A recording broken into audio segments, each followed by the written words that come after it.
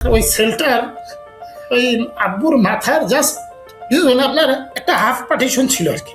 ওটা হচ্ছে আপনার ওই যে ইয়ে ওই টয়লেটের ওয়াল, তো ওখানে ওনাকে টয়লেট করতে হতো। উনি ওটার সামনে একটা ধরেন যে একটা কম্বল আর একটা সাদা চাদর বিছায় উনি শুয়েছিলেন। 9-10 থেকে শুরু করে 2016 পর্যন্ত আমাদের সবগুলা পরিবারের ঈদ আসলে কাটতো জেলখানায়। সকাল থেকে রান্না করে আব্বার সাথে দেখা করতে যাবে, জেলখানায় বাইরে অপেক্ষা, এটাই কিন্তু ছিল ঈদের সমস্ত কার্যক্রমের একটা সেন্ট্রাল পার্ট। আব্বু হচ্ছে খুব বেশি রান্না করতে পছন্দ করতেন আর কি, এবং রান্না করে যে আব্বু যে কি পরিমাণ মানে প্রাউড নিজের প্রতি, সবাইকে বলছে ভাই এটা কিন্তু আমি রান্না করছি, মানে সেই দাওয়াতটা স্পেশাল দাওয়াত হয়েছে তার কাছে, যে সে রান্না করে তার মানুষদেরকে খাওয়াইছে। ছোট মাছ, চচ্চড়ি, সবজি, ভর্তা ভাজি এগুলোর ব্যাপারেই আপুর ইয়েটা বেশি ছিল। ইনফ্যাক্ট ওই যেদিন মন্ত্রী শপথ নিলেন সেদিনও কিন্তু বাসায় এসে দেখলাম যে পাট শাক আর ডাল চচ্চড়ি দিয়ে আম্মু রান্না করছেন, খাচ্ছেন, খাবেন, এরকম একটা অবস্থা। ব্যস্ততার মধ্যেও সবসময় খোঁজ রাখতো। যেখানে সফরে যেতেন বলতেন তোমরা তো আমাকে মিটিং এ ব্যস্ত রাখবা, আমার গাড়ি চালক আর ছেলে ওদের দুজনকে একটু এদিক সেদিক ঘুরাও, দেখাও। এবার ক্যাপাসিটির চেয়ে অনেক বেশি লোক নৌকায় উঠে গেছে, নৌকা চাচা বেশি দিন চলতে পারবে না, দেখবা ডুবে গেছে। আজকের আলাপ সালাপের পর্বটি অনেক বেশি স্পেশাল, কারণ আজকে আমার সাথে যে কয়েকজন অতিথি আছেন তাদের সবাই আমাদের অনেক অনেক বেশি প্রিয়। আমাদের সাথে আছেন সাবেক আমির জামাত শহীদ মাওলানা মতিউর রহমান নিজামীর বড় ছেলে ডক্টর নকিবুর রহমান ভাই। আমাদের সাথে আছেন সাবেক সেক্রেটারি জেনারেল শহীদ আলী হাসান মোহাম্মদ মুজাহিদ সাহেবের ছেলে আলী আহমেদ তাহকিক ভাই। আমাদের সাথে আছেন শহীদ জামাত নেতা মীর কাসিম আলীর কন্যা সুমাইয়া রাবে আপু। আমাদের সাথে আছেন শহীদ কামারুজ্জামানের ছেলে ওয়াফি ভাই, এবং আমাদের সাথে আছেন শহীদ আব্দুল কাদের মোল্লা সাহেবের ছেলে হাসান জামিল ভাই। আসসালামু আলাইকুম সবাইকে। আপনাদের সবাইকে অনেক ধন্যবাদ আমাদের সাথে যুক্ত হওয়ার জন্য, এবং একই ফ্রেমে আপনাদের সবাইকে আমি এই প্রথমবারের মতো দেখতেছি। আমি জানি না আমাদের অনেক দর্শকও হয়তো বা প্রথমবারের মতো আপনাদের সবাইকে একসাথে দেখবে। তো আজকে আমরা আসলে ঈদের একটা স্পেশাল পর্ব করতে যাচ্ছি, এবং আমরা আসলে জানতে চাবো যে আমাদের শহীদ নেতৃবৃন্দ কিভাবে তাদের ঈদ করতেন এবং তাদের সাথে আপনাদের কোনো স্মৃতি। তো আমি শুরু করতে চাই নাকিব ভাইকে দিয়ে। নাকিব ভাই, আপনার যদি একটু স্মৃতিচারণ করতেন নিজামী চাচার সাথে। আসসালামু আলাইকুম রহমতুল্লাহ, আলহামদুলিল্লাহ, সালাতু সালাম আলা রাসূলিল্লাহ ওয়া আলা আলিহি ওয়া সাহবিহি আজমাইন। ঈদ মোবারক সবাইকে। সামিন, অনেক ধন্যবাদ। তো আমি তো সবার মধ্যে বুড়া মানুষ মনে হয়। তো যদিও তাহকিক আর আমরা একই ব্যাচের। জামিল, ওয়াফি আর সুমাইয়া রাবেয়া তো আমাদের অনেক ছোট। জামিল তাও খালেদ মোমেনের, আমার ছোট দুই ভাইয়ের ব্যাচের। সো মানে ওয়াফি আর সুমাইয়া রাবেয়ার সাথে আমাদের কানেকশনটা একটু লুজ, বাট তাহকিক, আমি এবং আমাদের ওই সময় জামিলের সাথেও সম্পর্কটা অন্যরকম। তো আমি একটু বলে রাখি যে আমাদের গড়ে ওঠাটা মানে অনেকটা একসাথে। আমার আব্বার আপন কোনো ভাই ছিলেন না। আব্বা ছিলেন এক ভাই, আর আব্বার 2 বোন ছিলেন। সো আমাদের মানে ছোটবেলা থেকে বড় হইছি। চাচা বলতে আমরা বুঝতাম কামরুজ্জামান চাচা, মোল্লা চাচা, মিন্টু চাচা, এই চাচাদেরকেই আমি আপন চাচার মতোই মনে করতাম ছোটবেলা থেকে। মানে একটা সময় পর্যন্ত মানে ফ্যামিলির বাইরে মনে করার খুব একটা সুযোগ ছিল না, কারণ সম্পর্কটা এরকমই ছিল। আমি যখন খুব ছোট ছিলাম, একেবারে ছোটবেলার স্মৃতি, আমরা আজিমপুরের বাসায় থাকতাম। সম্ভবত সেটা ছিল 84-85 এই সময়কার। ওয়াফি তখন মনে হয় নাই, জানি না হয়েছিল কিনা। ওয়াফি নাই তখন। ওয়ামিরাও একেবারে ছোট, 1-2 বছর। আরমানও তখনও হয় নাই, সালমান সুমাইয়ার বড় ভাই। জামিল একেবারেই ছোট।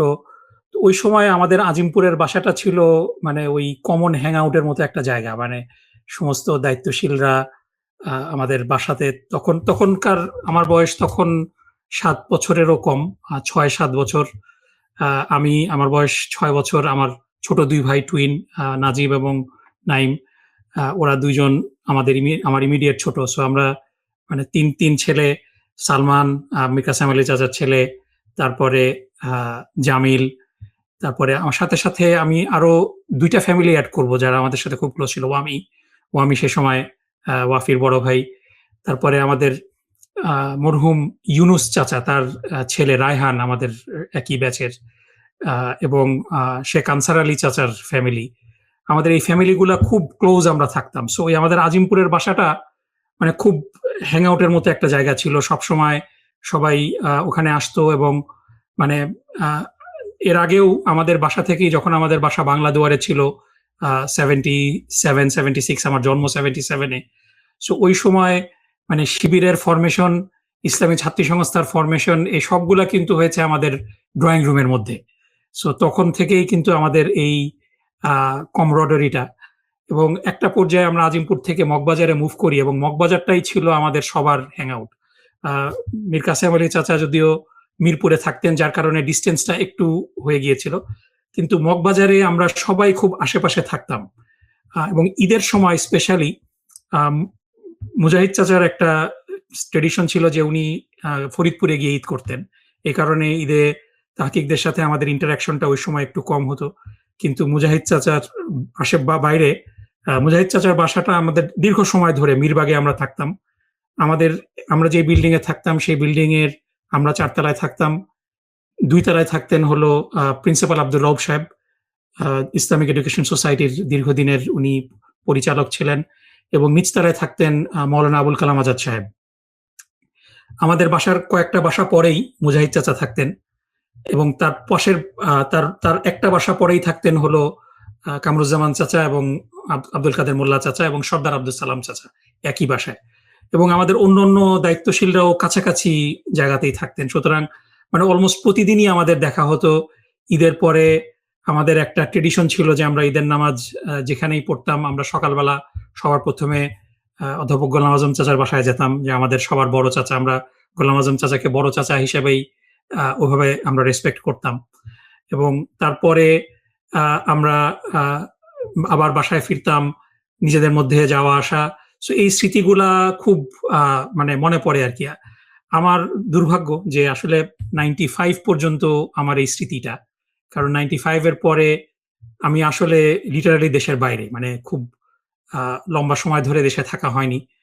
2000 সালে 1 বছর ছিলাম দেশে, আবার 2004 থেকে 6 পর্যন্ত 2 বছর ছিলাম, আবার 2006 থেকে মানে মোটামুটি স্টেটলেস হিসাবে দেশ থেকে বিতাড়িত, দেশে এখনো পর্যন্ত ফিরতে পারছি না। সো এই স্মৃতিগুলা মানে খুব আমার মানে খুব কষ্টকর সময়গুলোর মধ্যে আমি অতিবাহিত হইনি।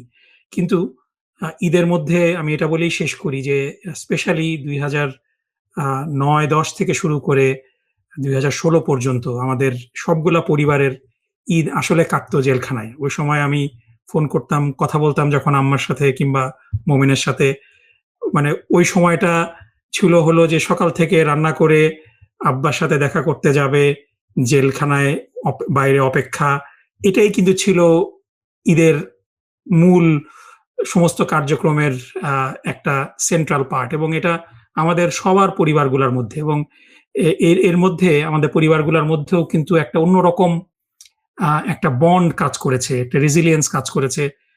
হয়তো আমরা অনেকেই বড় হয়ে গিয়েছি, আমাদের ছেলে মেয়েরা মানে আমাদের ওই সেই আমাদের মধ্যে যে বন্ডটা, ওটাকে হয়তো ফিল করে না ওইভাবে বিভিন্ন কারণে। কিন্তু আমার মনে হয় যে দিস ইজ দ্য টাইম যে আমাদের নেক্সট জেনারেশনকে আমাদের এই বন্ডের মধ্যে নিয়ে আসাটা খুব জরুরি। কারণ আমাদের মধ্যে যেই বন্ডটা ছিল শুধু এটা ঈদের মধ্যেই সীমাবদ্ধ না, এবং আমরা যেভাবে এই একটা কষ্টের মধ্যে দিয়ে, যে কষ্টটার মানে পরিমাপ করা খুব সহজ না, এবং এই কষ্টটা কিন্তু এখনো আমরা বয়ে বেড়াচ্ছি। মানে এটার একটা ফিজিক্যাল টোল আছে, একটা সাইকোলজিক্যাল টোল আছে, এবং এটার মানে ভিকটিম আমরা সবাই, এবং এটা বাইরে থেকে কেউ বুঝতে পারবে না। আমাদের অনেকেরই ব্যাপারে আমরা দেখি যে আমাদের সংগঠনের অনেক ভাইরা অনেক সময় একটু অসহিষ্ণু হয়ে যায়, তারা রিয়েলাইজ করে না যে কি ট্রমার মধ্যে দিয়ে আমরা এই আমাদের প্রত্যেকটা মানুষ গত 15 বছর অতিবাহিত করেছি। সুতরাং মানে আমি সবাইকে ঈদ মোবারক জানিয়ে আমি শেষ করছি এবং সাথে, সাথে এই অ্যাপিলটা করব যে আমাদেরকে আপনারা ভুল বুঝবেন না। আ আমরা আমাদের মধ্যে অনেকেই আ একটু আ আউটবার্স্টটা অন্যরকম হয়। এটা এই কারণে না যে সংগঠনের প্রতি আমাদের আনুগত্য, সংগঠনের প্রতি আমাদের ভালোবাসা কমে গিয়েছে। মানে it is because of what we went through last 15 years. Exactly ভাই। Thank you. আশা করি মানুষজন এটা বুঝবে এবং ঠিক আপনাদেরকে ঠিক সেভাবেই ভালোবাসবে যেভাবে আপনার শহীদ পিতাদেরকে ভালোবেসে গিয়েছে সবাই। তাহকিক ভাই, নাকিব ভাইয়ের থেকে শুনছিলাম যে সবাই মিলে একসাথে মগবাজার ঈদ করলেও আপনার ঈদ করা হতো ফরিদপুরে। তো সেখানকার ঈদ কেমন ছিল আসলে? বা মিস করতেন Yes. কিনা ভাইদেরকে ঈদের সময়? সালামু আলাইকুম, ঈদ মুবারক। আলহামদুলিল্লাহ। আহ, তারেক এত সুন্দর করে বলল এবং আমি তো অঙ্কে ফেল করা ছাত্র, কিন্তু তারেক এত স্ট্রাকচার করে সুন্দর করে বলল যে নতুন করে কিছু অ্যাড করা খুব কঠিন। আমাদের ম্যাক্সিমাম ঈদ ফরিদপুরে কাটতো। আব্বু এই সুন্নতটা করতেন, পালন করতেন, উনি নিজের এলাকায় চেষ্টা করতেন। তারপরেও সাংগঠনিক কারণে এবং আমাদের এই আসলে কয়েকটা স্টেজে এই জিনিসটা হতো। তারেক খুব সুন্দর করে আমাদের মগবাজার নির্বাকের অংশটা এনেছে এবং সেখানে একটা বিষয় আমি পাশাপাশি বলে রাখি যে বর্তমান যারা আমরা ইসলাম আন্দোলন করি বা দায়িত্বশীল আছেন এবং যারা করবেন সামনে, এদের জন্য কিন্তু আমাদের এই বন্ডিংটা একটা লার্নিং। ইসলাম আন্দোলনের সাবেক শহীদ নেতৃবৃন্দরা আমরা যেভাবে একটা এলাকায় একটা বৃহত্তর পরিবারের মতো থাকতাম, এটা আসলে চোখে না দেখলে কেউ বিশ্বাস করবে না। এখানে হাসান জামিল আছে, শহীদ আব্দুল কাদের মোল্লা চাচার মেয়েরা আমার আম্মাকে এখনো আম্মা বলেন, আমার আম্মাকে এখনো আম্মা বলেন এবং আমাদের সাথে তাদের যে সম্পর্ক এবং এক একটা ফ্যামিলির সাথে একজনের উদাহরণ দিয়ে ভালোটা দিয়ে তাদেরকে কম্পিট করতে বলা হতো যে তারেকের মতো হবা, অমুকের মতো হবা। এবং ধরেন কেউ কারোর সাথে একটু রাগারাগি অথবা বাবা মা একটু বকলো অথবা একটু মনোমালিন্য হলো, মানে যেটা হয় আর কি প্যারেন্টাল, দেখা গেল যে তারেক এসে আমাদের বাসায় অথবা আমি যে ওদের বাসায় যে লুকায় মানে আশ্রয় নিয়ে আছি এরকম। এবং তারেকের কথায় আরেকটা এসছে যে মিরবাগের যে বাসায় প্রিন্সিপাল আব্দুর রব চাচা, নিজামী চাচার উপরে এবং নিচে মাওলানা আবুল কালাম আজাদ। মাওলানা আবুল কালাম আজাদ চাচার বড় ছেলে ফয়সাল, আমি তারেক আর ফয়সাল আমরা এক ব্যাচে। এমনও সময় গিয়েছে ফয়সাল আর আমি এক শার্ট পরতাম, মানে একই রকম শার্ট আমরা দুজন পরেছি, এরকম সময় আমাদের গিয়েছে। এই পারিবারিক এবং নিজেদের মধ্যে যে বন্ডিংটা, এটা আমি মনে করি to the end of our life এবং ইসলামিক মুভমেন্টের যে জগৎটা তাদের সবার জন্য একটা শিক্ষা হয়ে থাকবে। আমি এগুলো নিয়ে চর্চা বেশি হওয়া উচিত। এবং আপনারা এখন তো আমাদের বাংলাদেশের কোঅর্ডিনেটর আমাদের হাসান জামিল সাহেব, আমরা এখনো দেশের ভেতরে যে কোনো ধরনের মিটিং, যে কোনো ধরনের প্রোগ্রাম, আমরা যদি দুইজন ইনভাইটেশন মানে ধরেন কোনো পার্সন স্পেসিফিক প্রোগ্রামও হয়, সেখানে আমাদের কোঅর্ডিনেটর সাহেব সবাইকে জানায় টানে আমরা একসাথে যাই। আমি জানি না আপনারা যারা শুনছেন খেয়াল করেন কিনা, দেখবেন যে ম্যাক্সিমাম প্রোগ্রামেই আমাদের এই শহীদ এবং কেন্দ্রীয় নেতৃবৃন্দের পরিবারদের একটা আলাদা বলয়, একটা উপস্থিতি থাকে। এটা সংগঠনও আমাদেরকে যেভাবে ডাকে তার থেকেও আমরা মনে হয় রেসপন্সিভ এই বিষয়টা খুব কালেকটিভলি। তো মগবাজারের এই চ্যাপ্টারটা এসছে। আর আব্বু এবং নিজামী চাচার আমাদের তো আল্লাহ তাআলা চাইলে বন্ডিং দেখেন সরকারি ভাবেও একসাথে হয়। মিন্টু রোডে 7 এবং 8 নম্বর বাসা, 8 নম্বরে নিজামী চাচা থাকতেন এবং আমরা 7 নম্বরে।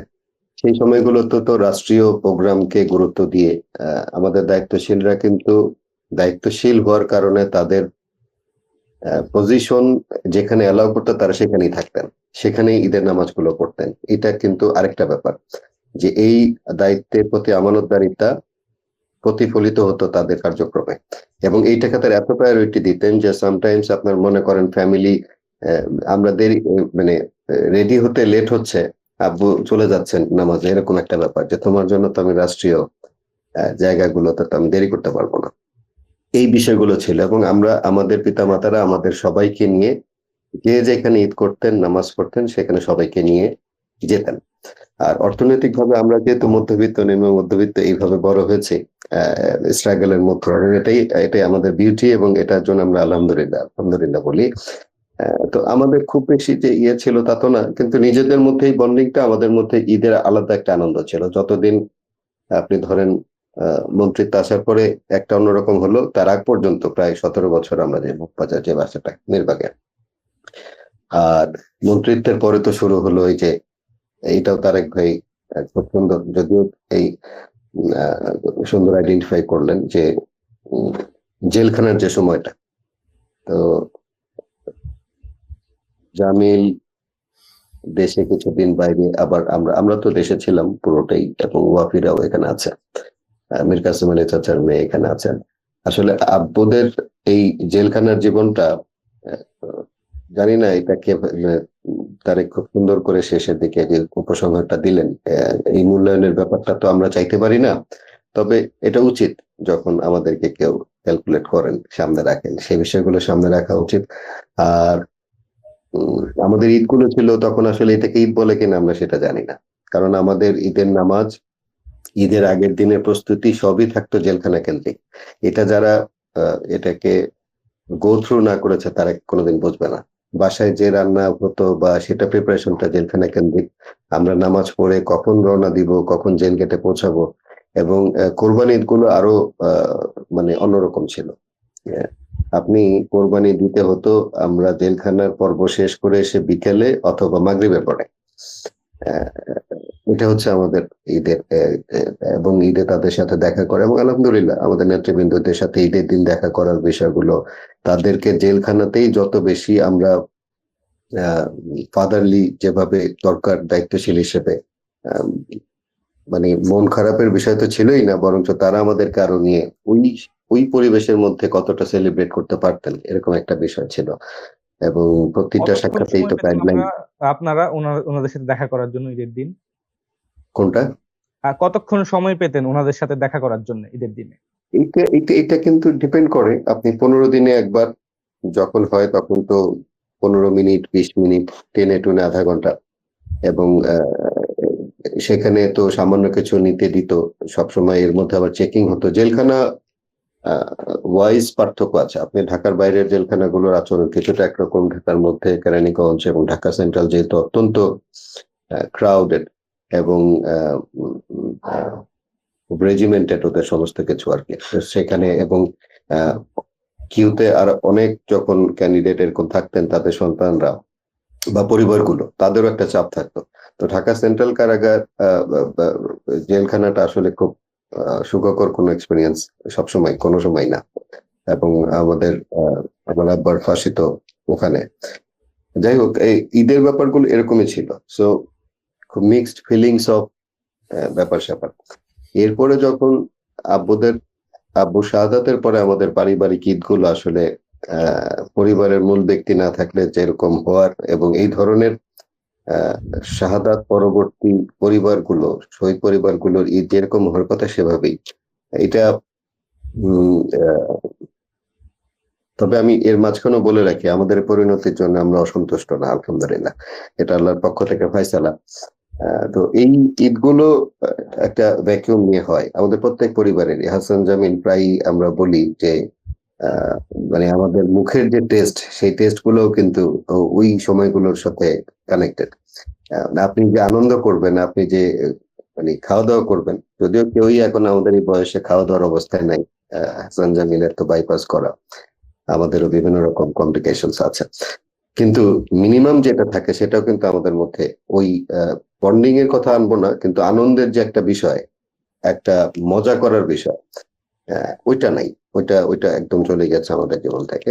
আমরা এখনো এই সময়গুলোতে যদি পারি, যদি আমরা ঢাকায় থাকি, আমরা এখনো কিন্তু চেষ্টা করি আমাদের শহীদ পরিবারগুলো যেখানে আছে ঘুরে ফিরে তাদের বাসায় যাওয়ার, অথবা কোনো একটা জায়গায় আমরা এক হতে পারি কিনা।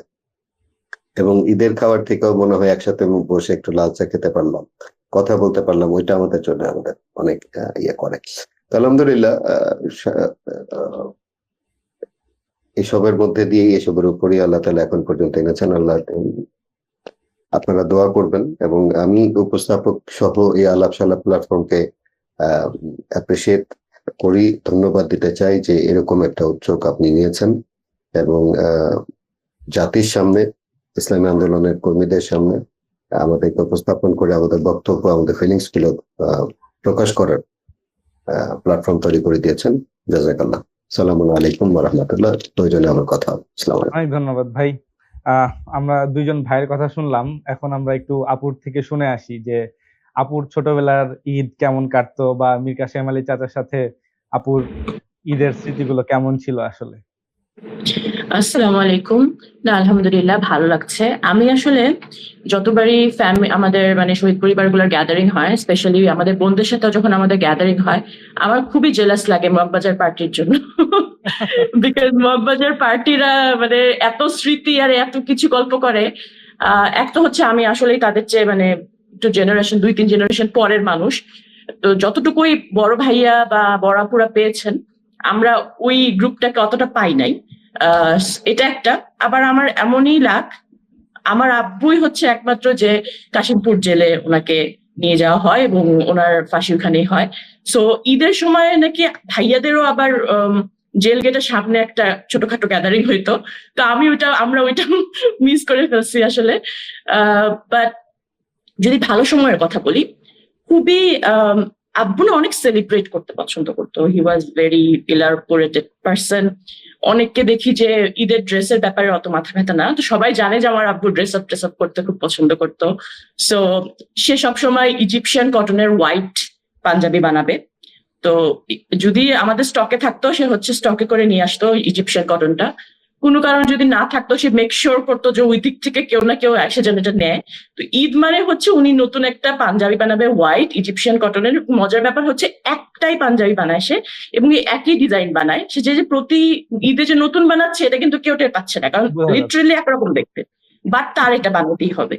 এটা একটা ছিল। আর আমাদের আব্বুর একটা ঈদের একটা সৌন্দর্য ছিল হচ্ছে, তখনও কিন্তু বাংলাদেশে মেয়েরা মসজিদে নামাজ পড়া অতটা প্রচলন নাই, ইনফ্যাক্ট এখনো অনেক কম।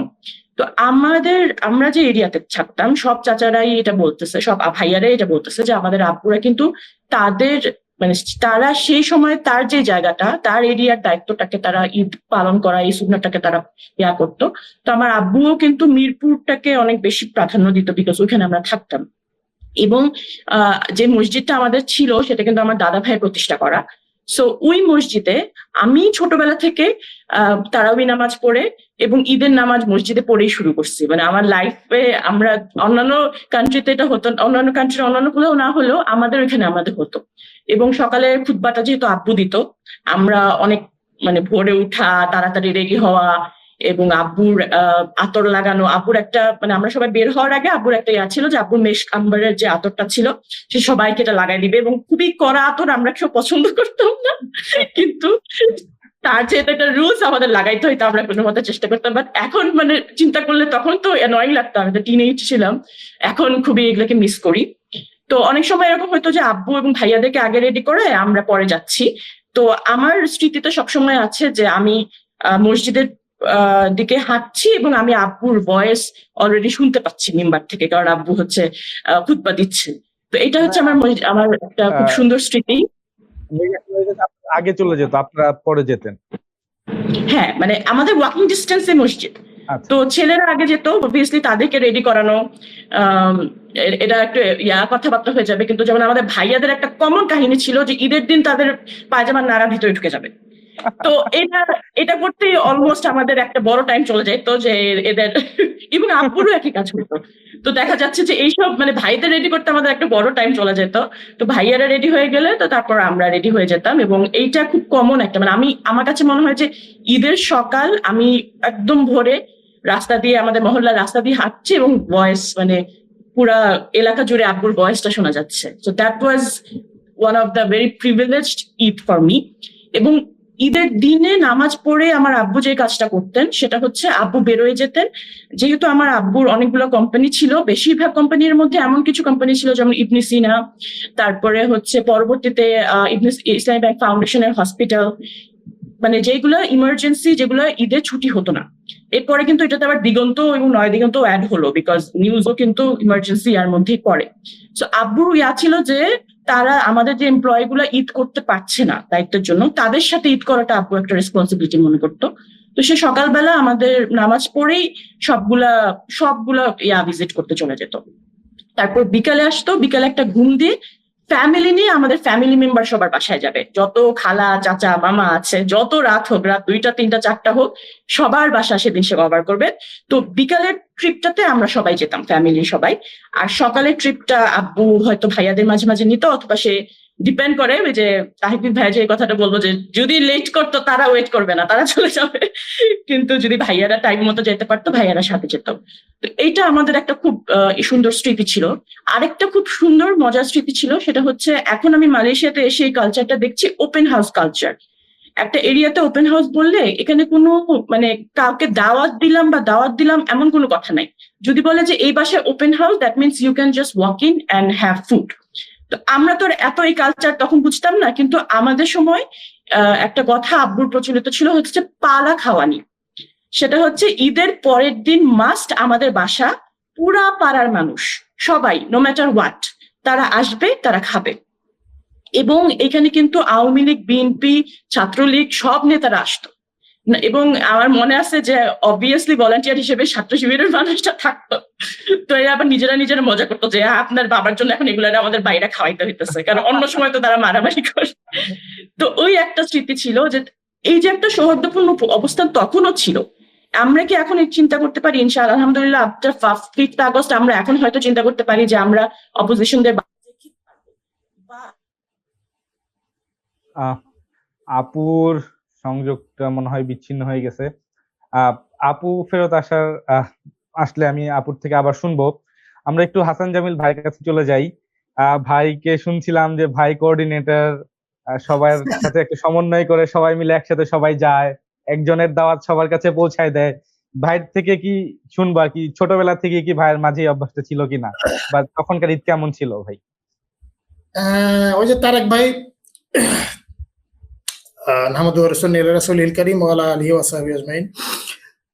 প্রথমে আলাপ সালাপকে আমি ধন্যবাদ দিতে চাই এরকম একটা আয়োজন করার জন্য।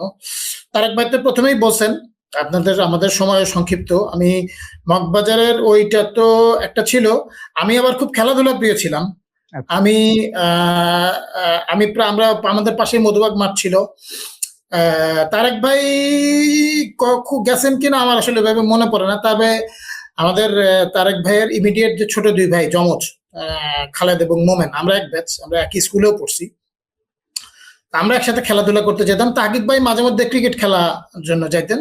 ফয়সাল ভাই, তারপরে আমাদের ফয়সাল ভাইয়ের এক ব্যাচ ছোট জিহাদ আমাদের ব্যাচের, আমরা একসাথে যেতাম। আমাদের সালাউদ্দিন আহমেদ জহুরি, আবুল আসাদ চাচার ছেলে, তারপরে ওখানে আমাদের সর্দার আব্দুল সালাম চাচার ছেলে ইমরান, তারপরে আমরা সবাই একসাথে খেলাধুলা করতে যেতাম।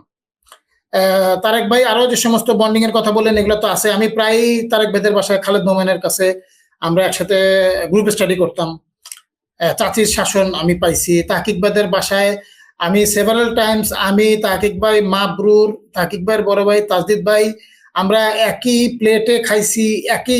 তাকিকদের বাসায় প্রায় আপনার এই পুরা তেলের কড়াইতে আমাদেরকে খাইতে হইতো ডিম ভাজি। এটা আমার প্রায় মনে পড়ে। তাকিক ভাইদের বাসায় গেলেই একটা মাদুর পাইতে আমরা ড্রয়িং রুমে খাইতাম। তাজদিদ ভাইয়ের কাছ থেকে আমি গল্পের বই নিতাম। মাবরুর আমাদের ছোট ছিল একদমই, মাবরুরের সাথে তখন সম্পর্কটা আমাদের অপেক্ষাকৃত কম ছিল। আমাদের এরকম একটা বন্ডিং ছিল। ঈদে আমি বলতে পারি যে আব্বু প্রায় প্রফেসর গোলাম আজম সাহেবের ওখানে নামাজ পড়তে যেতেন সকালবেলা। এইটা আমাদের জন্য বাধ্যতামূলক ছিল মোটামুটি। প্রফেসর গোলাম আজমের সাথে নামাজ পড়ে প্রফেসর গোলাম আজমের সাথে কাছ থেকে দোয়া নিতাম। এবং আব্বু যখন ফরিদপুর ঈদ করতেন তখন একটা সুন্নত তিনি পালন করতেন, সেটা হচ্ছে আপনার ওই যে রাসূল সাল্লাল্লাহু আলাইহি ওয়াসাল্লামের যে সুন্নত গুলা, যে এক রাস্তা দিয়ে যাওয়া এবং আর এক রাস্তা দিয়ে আসা, তারপরে গরিব দুঃখীর মধ্যে বিভিন্ন ধরনের দান সৎকা করা, তারপরে উনি আপনার করতেন, খুতবা দিতেন। ও খুতবায় তিনি গ্রামের মানুষজনের সাথে বিভিন্ন ধরনের কথাবার্তা বলতেন, তাদেরকে তিনি নসিহা করতেন। এবং গ্রামে সারাক্ষণই আমাদের বাড়িতে লোকজন আসতো, আত্মীয় স্বজন, পাড়া প্রতিবেশী সব প্রচুর লোকজন আসতো। আব্বু তা সাধ্য মতো দান সৎকা করতেন এবং প্রতিবেশী যারা আছে তাদের বাড়িতে খোঁজ খবর নিতেন। বিভিন্ন আত্মীয় স্বজনের বাসায় উনি আমাকে এবং আমার ভাই তখন ছোট ছিল আমাদেরকে নিয়ে তিনি যেতেন এবং প্রত্যেকেরই বাসায় তিনি অল্প হলেও কিছু খাওয়া দাওয়া করতেন, মিষ্টি অথবা ধরেন যাই রান্না করতো আর কি। এরপরে তো আমাদের ঢাকায় ঈদ তো আসলে আমরা যখন বড় হলাম 2000 সালে তাহকিক ভাই এবং তারেক ভাইরা তো ইয়েতে চলে গেলেন মিন্টু রোডে। আমরা কামরুজ্জামান চাচা চলে গেলেন আপনার ইয়েতে সাংবাদিক কলোনিতে ওদের বাসায়। আমরা তখনও মগবাজারেই ছিলাম। আমাদের বাসা ছিল মগবাজারের সেন্ট্রাল অফিসের জাস্ট উল্টা পাশে। আব্বু একটা ফ্ল্যাট কিনলেন ওইখানে। তো এরপরে তাহকিক ভাইদের সাথে বা বাকিদের সাথে তখন যেহেতু এই সোশ্যাল মিডিয়াটা এত ইয়ে ছিল না, আপনার অ্যাক্টিভ ছিল না, তেমন অ্যাভেলেবেল ছিল না, সো আমাদের যোগাযোগটা কিন্তু কম বেশি একটু বিচ্ছিন্নের মতোই ছিল। সোমাইয়াদের সাথে তো আমাদের যোগাযোগ, ওরা যেহেতু মগবাজার কেন্দ্রিক ছিল না, ওদের সাথে যোগাযোগটা আমাদের অপেক্ষাকৃত কম ছিল। আমার বোনদের আবার ওদের সাথে যোগাযোগ ছিল, আম্মুর যোগাযোগ ছিল আয়শা চাচির সাথে দীর্ঘদিন। এরপরে যেটা হলো যে আমাদের 2008 সালের পরে আবার আমাদের যোগাযোগটা রিস্টাবলিশ হলো, কারণ আমরা সবাই গ্রেপ্তার হয়ে জেলে গেলাম এবং পল্টন কেন্দ্রিক আমাদের একটা অফিস হইলো, যে অফিসে আমরা কেস নিয়ে কাজ শুরু করলাম আর কি। আমরা 2010 সালের পরের থেকে এই কাজটা শুরু হলো। প্রথমে তাহকিক ভাইদের ফ্যামিলি, তারেক ভাইদের ফ্যামিলি এবং সাইদি চাচার ফ্যামিলির কেস শুরু হলো। এরপরে কয়েকদিন পরে আমাদের এবং কামরুজ্জামান চাচাকেও আব্বুকে অ্যারেস্ট করলো হাসিনা। ফলে আমরা ওই জায়গায় যাতায়াত শুরু করলাম। আমার যেহেতু অফিস ছিল, বাকিদের অফিস ছিল না, মোমেন, মাবরুর, তারপরে মাসুদ ভাই এবং মোমেন, তারপরে বাকি যারা ছিল ওনাদের চাকরি ছিল না, ওনারা নিয়মিত ওই অফিসে থাকতেন। আমি অফিসের ফাঁকে ফাঁকে কেস দেখার জন্য ওই অফিসে যেতাম। তো এরপরে তো শাহাদাত হয়ে গেল। তো শাহাদাতের আগে আমাদের ঈদটা তাহকিক ভাই এবং তারেক ভাই যেটা বললেন আর কি, আমি আরো ডিটেল ওই জায়গাটাই বলতে চাই। আমাদের আসলে পুরা ঈদটাই ছিল জেলখানা কেন্দ্রিক।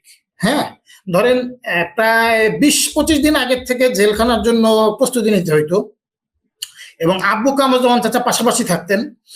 সুতরাং ধরেন কামরুজ্জামান চাচা কিংবা আমাদের মাধ্যমে আমরা দুই ফ্যামিলির বিভিন্ন ধরনের নিউজ আদান প্রদান করতাম যে কার কি লাগবে। আব্বু খুবই স্পেসিফিক ছিলেন। ধরেন আব্বু বলে দিতেন যে আমার একটা গেঞ্জি লাগবে, গেঞ্জির এইখানে সাদা হইতে হবে, কি বলে, বর্ডার হইতে হবে। তা আমি একদিন ওনাকে একটা গেঞ্জি নিয়ে গেলাম, ধরেন নর্মাল গেঞ্জি আর কি, আমরা যে ধরনের গেঞ্জি পরি সুতির। উনি বললেন যে গেঞ্জির বর্ডার কই? তা আমি বললাম যে আব্বু আপনার তো গেঞ্জি হইলেই হয়, আপনার বর্ডারের কি দরকার? তো ওনারা, আমি যেটা দেখছি সেটা হলো যে ওনারা জেলে যায় একটু খুঁতখুঁতে টাইপের হয়ে গেছিলেন। হ্যাঁ, এবং জেলেটা আমিও গেছি, এখানে আর কারো জেলে যাওয়ার সৌভাগ্য হয় নাই। ওয়াফির হয়েছে, আমি আর ওয়াফি একসাথে গ্রেফতার হয়েছিলাম। তো জেলে কিন্তু আসলে ধরেন যে বাইরের যে জাগতিক জিনিসগুলো আছে, যেমন একটা সুই কিংবা একটা আলপিন আমরা বাইরে কিন্তু ফিল করি না। এটা মনে হয় যে আরে এটা তো কোনো ব্যাপার না, হারায় গেছে, ফেলাই দিই আমরা। কিন্তু জেলের ভিতরে একটা সুই কিংবা একটা আলপিন, এগুলো কিন্তু একটা মহামূল্যবান বস্তু, কারণ এগুলো পাওয়াই যায় না। হ্যাঁ, সামহাও যে কোনো কারণে হোক আপনি যদি জেলেটা ম্যানেজ করেন, এটা কিন্তু খুব মহামূল্যবান, খুবই দুর্লভ জিনিস। তো আব্বুদেরও হয়তো ওই ধরনের মন মানসিকতাটা দীর্ঘদিন জেলে থাকার ফলে হয়েছে। তো ওই রকম গেঞ্জি, তারপরে বিভিন্ন ধরনের জিনিসপত্র আমাদেরকে ধরেন যে 20-25 দিন আগের থেকেই একদম লিস্ট ওয়াইজ করে 1, 2, 3, 4 করে এগুলো জোগাড় করতে হইতো। এই অভিজ্ঞতা সবারই আছে, কম আর বেশি। আমাকে এগুলো দেখতে হইতো। তারপরে ধরেন জেলে যাব, গাড়ি ম্যানেজ করা, আমাদের তো নিজস্ব ভেহিকেল নাই, সেটা সংগঠনকে বলা। ঈদের আগে পরের দিন সংগঠনের গাড়ির সংকট হয়ে যেত, কারণ যেহেতু আমাদের অনেক নেতৃবৃন্দ এখানে জেলে থাকতেন। মাওলানা ইউসুফ সাহেব ছিলেন, সোবান সাহেব ছিলেন, আর অনেক নেতৃবৃন্দ এখানে আমাদের জেলে ছিলেন। সো আমাদের ঈদের আগে এবং পরে এই পুরো আপনার যাবতীয় প্রসিডিউর যা সব কাজ ছিল আব্বু কেন্দ্রিক বা চাচা কেন্দ্রিক। ধরেন আমরা বিভিন্ন মোমেনদের, আমরা মোমেন এবং কামরুজ্জামান চাচা আমরা সবাই কেরানীগঞ্জে ছিলাম ফাঁসির আগ পর্যন্ত। ইভেন সাইদি চাচাও কেরানীগঞ্জে ছিলেন। সো আমাদেরকে সবাইকে আমরা গেলে পরে ওখানে একসাথে দেখা সাক্ষাৎ হতো। আমরা 1 by 1 দেখা করতাম। আধা ঘন্টা থেকে 40 মিনিট আমাদের টাইম ছিল।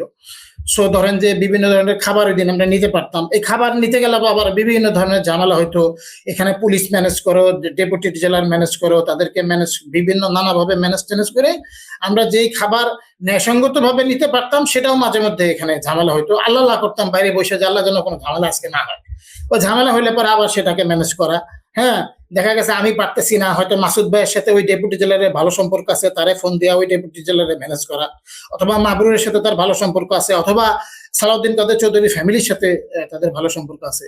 একবার আমার মনে আছে সালাউদ্দিন কাদের চৌধুরী চাচা তার ফ্যামিলির সাথে ঈদের সময় দেখা করবেন, সেটা আবার সামহাও আব্বুকে দিয়ে সালাউদ্দিন কাদের চৌধুরী চাচাকে আমাকে ম্যানেজ করাইতে হয়েছে। এরকম অসংখ্য স্মৃতি আমাদের ফ্যামিলিতে আছে, বা ওইখানে আমাদের বিভিন্ন সময় দেখা সাক্ষাৎ হইতো। তা আমাদের সেই যোগাযোগটা বন্ডিংটা এখনো আছে। আমাদের জামাতের লিডারদের অনেক ছেলে পেলেরা এটা এখনো ঠিক টেরই পাবেন না বলতে গেলে, যে আমরা আসলে মগবাজারে একটা কি ধরনের সুন্দর সময় পার করছি। এবং ইভেন আমি যে জেলেরও যে আমরা যে আমি এটাকে তাকিক ভাই বা তারেক ভাই যেটা ট্রমা বলতেছেন, ইন এ সেন্স অনেকের ভিতরে এটার একটা আছে, আক্ষেপ আছে, কিংবা ধরেন যে আরো হয়তো ভালোভাবে আমরা ডিল করতে পারতাম, এরকম একটা বিষয় আছে। এরকম জায়গা থেকে অনেকে মাঝে মধ্যে আমরা অনেকেই আবেগকে কন্ট্রোল করতে না পেরে সংগঠনের ব্যাপারে বা ব্যক্তিগত উষ্মা অথবা ক্ষোভটাকে মাঝে মধ্যে ফেসবুকে আমরা অনেকে প্রকাশ করে ফেলি। বাট সত্যি কথা বলতে সংগঠন এটা আমাদের জন্য যথেষ্টর উপরে তারা করছেন। বিভিন্ন সময়ে তারা যে লজিস্টিক সাপোর্ট আমাদেরকে দিচ্ছেন, যে আন্তরিকতার সাথে শফিক চাচা সহ বাকি সবাই আমাদের খোঁজ খবর নিচ্ছেন ওই টাইমে, তারা তো আমাদের থেকেও ইনফ্যাক্ট আরো বড় জেলে ছিলেন। আব্বুরা ছিলেন ছোট জেলে, আর ওনারা ছিলেন আসলে একটা বড় জেলে। ওনারা ঈদের সময়ে দিনের পর দিন তাদের ফ্যামিলির সাথে দেখা করতে পারেন না। আমরা তো বাসায় ছিলাম বা আমরা আব্বুর সাথে দেখা করতে পারছি, বাট আমাদের এই নেতারা কিন্তু দীর্ঘদিন তাদের ছেলে ফেলে ফ্যামিলির সাথে দেখা করতে পারেন নাই ঈদের দিনও। ইভেন তাদের স্যাক্রিফাইসটা অনেক বড়, আলহামদুলিল্লাহ। যাক, আল্লাহ তাআলা এখন একটা ভালো টাইম দিচ্ছেন। আমাদের এই প্রত্যেক ফ্যামিলির সাথেই সবার যোগাযোগ আছে। আমাদের ছোটখাটো যে সমস্ত ভুল ত্রুটি আছে বিভিন্ন ফ্যামিলি মেম্বারদের, আমি সেই ব্যাপারে সবার কাছ থেকে আন্তরিকভাবে ক্ষমা প্রার্থনা করি। আমি শহীদ ফ্যামিলির পরিবারের পক্ষ থেকে বলতে চাই যে ছোটখাটো দুই একটা স্ট্যাটাস কিংবা দুই একটা কথাবার্তার জন্য আমাদের ছোট যারা আছে তাদের ব্যাপারে আমাদের ব্যাপারে কেউ ভুল বুঝবেন না। আমরা সবাই সংগঠনের ব্যাপারে আন্তরিক, সবারই সংগঠনের ছোটখাটো কিছু অবদানও এখনো কাজকর্ম সবাই আমরা করে যাচ্ছি ইনশাআল্লাহ। এবং আমরা আপনার মৃত্যুর আগ পর্যন্ত এই সংগঠনের ব্যাপারে আমাদের দ্বারা উপকার না হোক, অ্যাটলিস্ট কোনো ক্ষতি ইনশাআল্লাহ আমাদের দ্বারা হবে না। ছোটখাটো টুকরা ফাকরা যেগুলো, এগুলো সামান্য ভুল বোঝাবুঝি আমি মনে করি এগুলো ইনশাআল্লাহ কেটে যাবে, চলে যাবে। শফিক চাচার নেতৃত্বে জামাত ইসলামী যে নতুন রাজনীতির দিকে যাচ্ছে এবং জামাতের যে একটা পজিশন বাংলাদেশে হয়েছে, আমরা এটাকে ওয়েলকাম করি এবং আমরা ইনশাআল্লাহ আশা করি যে আমরা এই আন্দোলনে আমরা পজিটিভ ভূমিকা আমাদের সকল শহীদ পরিবারের পক্ষ থেকে আমরা রাখতে পারবো।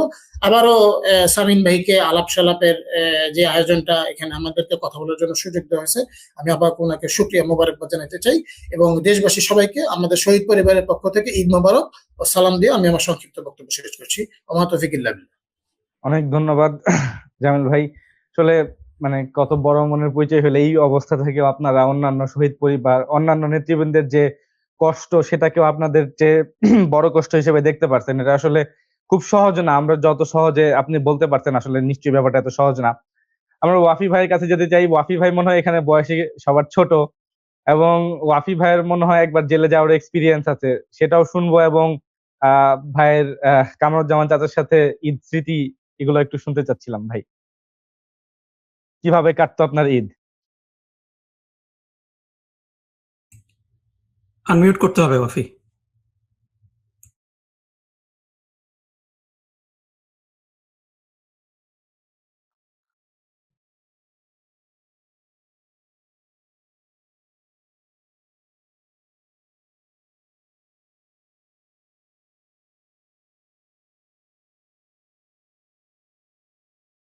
ভাই, আপনাকে শোনা যাচ্ছে?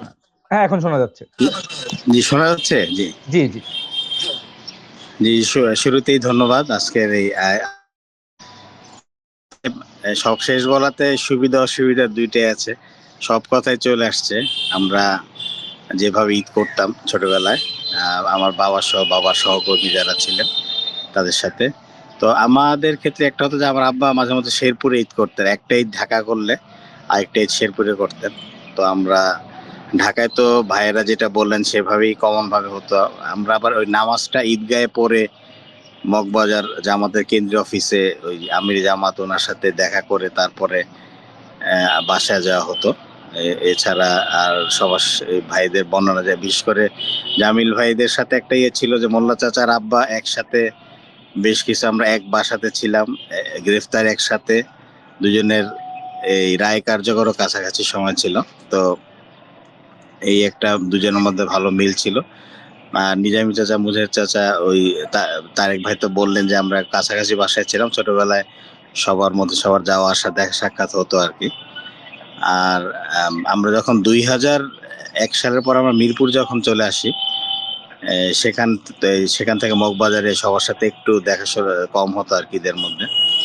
আর আমার বাবার ঈদের একটা বিশেষ ইয়ে ছিল, সারাদিন বিভিন্ন প্রোগ্রাম দেখা সাক্ষাতের পরে এই ইসলামী ছাত্র শিবিরের যেসব নেতৃবৃন্দ ঢাকায় দায়িত্ব পালনের কারণে থাকতেন, ঈদে বাড়ি যেতেন না, সবাইকে আব্বা বলতেন যে রাতের বেলা আমার বাসায় তোমরা আসবা। বিশেষ করে ঢাকা ইউনিভার্সিটি এবং কলাবাগান মেসে যারা থাকতেন কেন্দ্রীয় নেতৃবৃন্দ, তারা প্রতি ঈদেই রাতে আমাদের বাসায় আসতেন। আর শেরপুরে আমাদের এতিমখানা সহ বিভিন্ন প্রতিষ্ঠান থাকাতে আব্বা ঈদ করলে সেখানেই ব্যস্ত থাকতেন, আমরা সাথে থাকতাম। জামিল ভাই তো বললেন আমরা একসাথে জেলেও ছিলাম।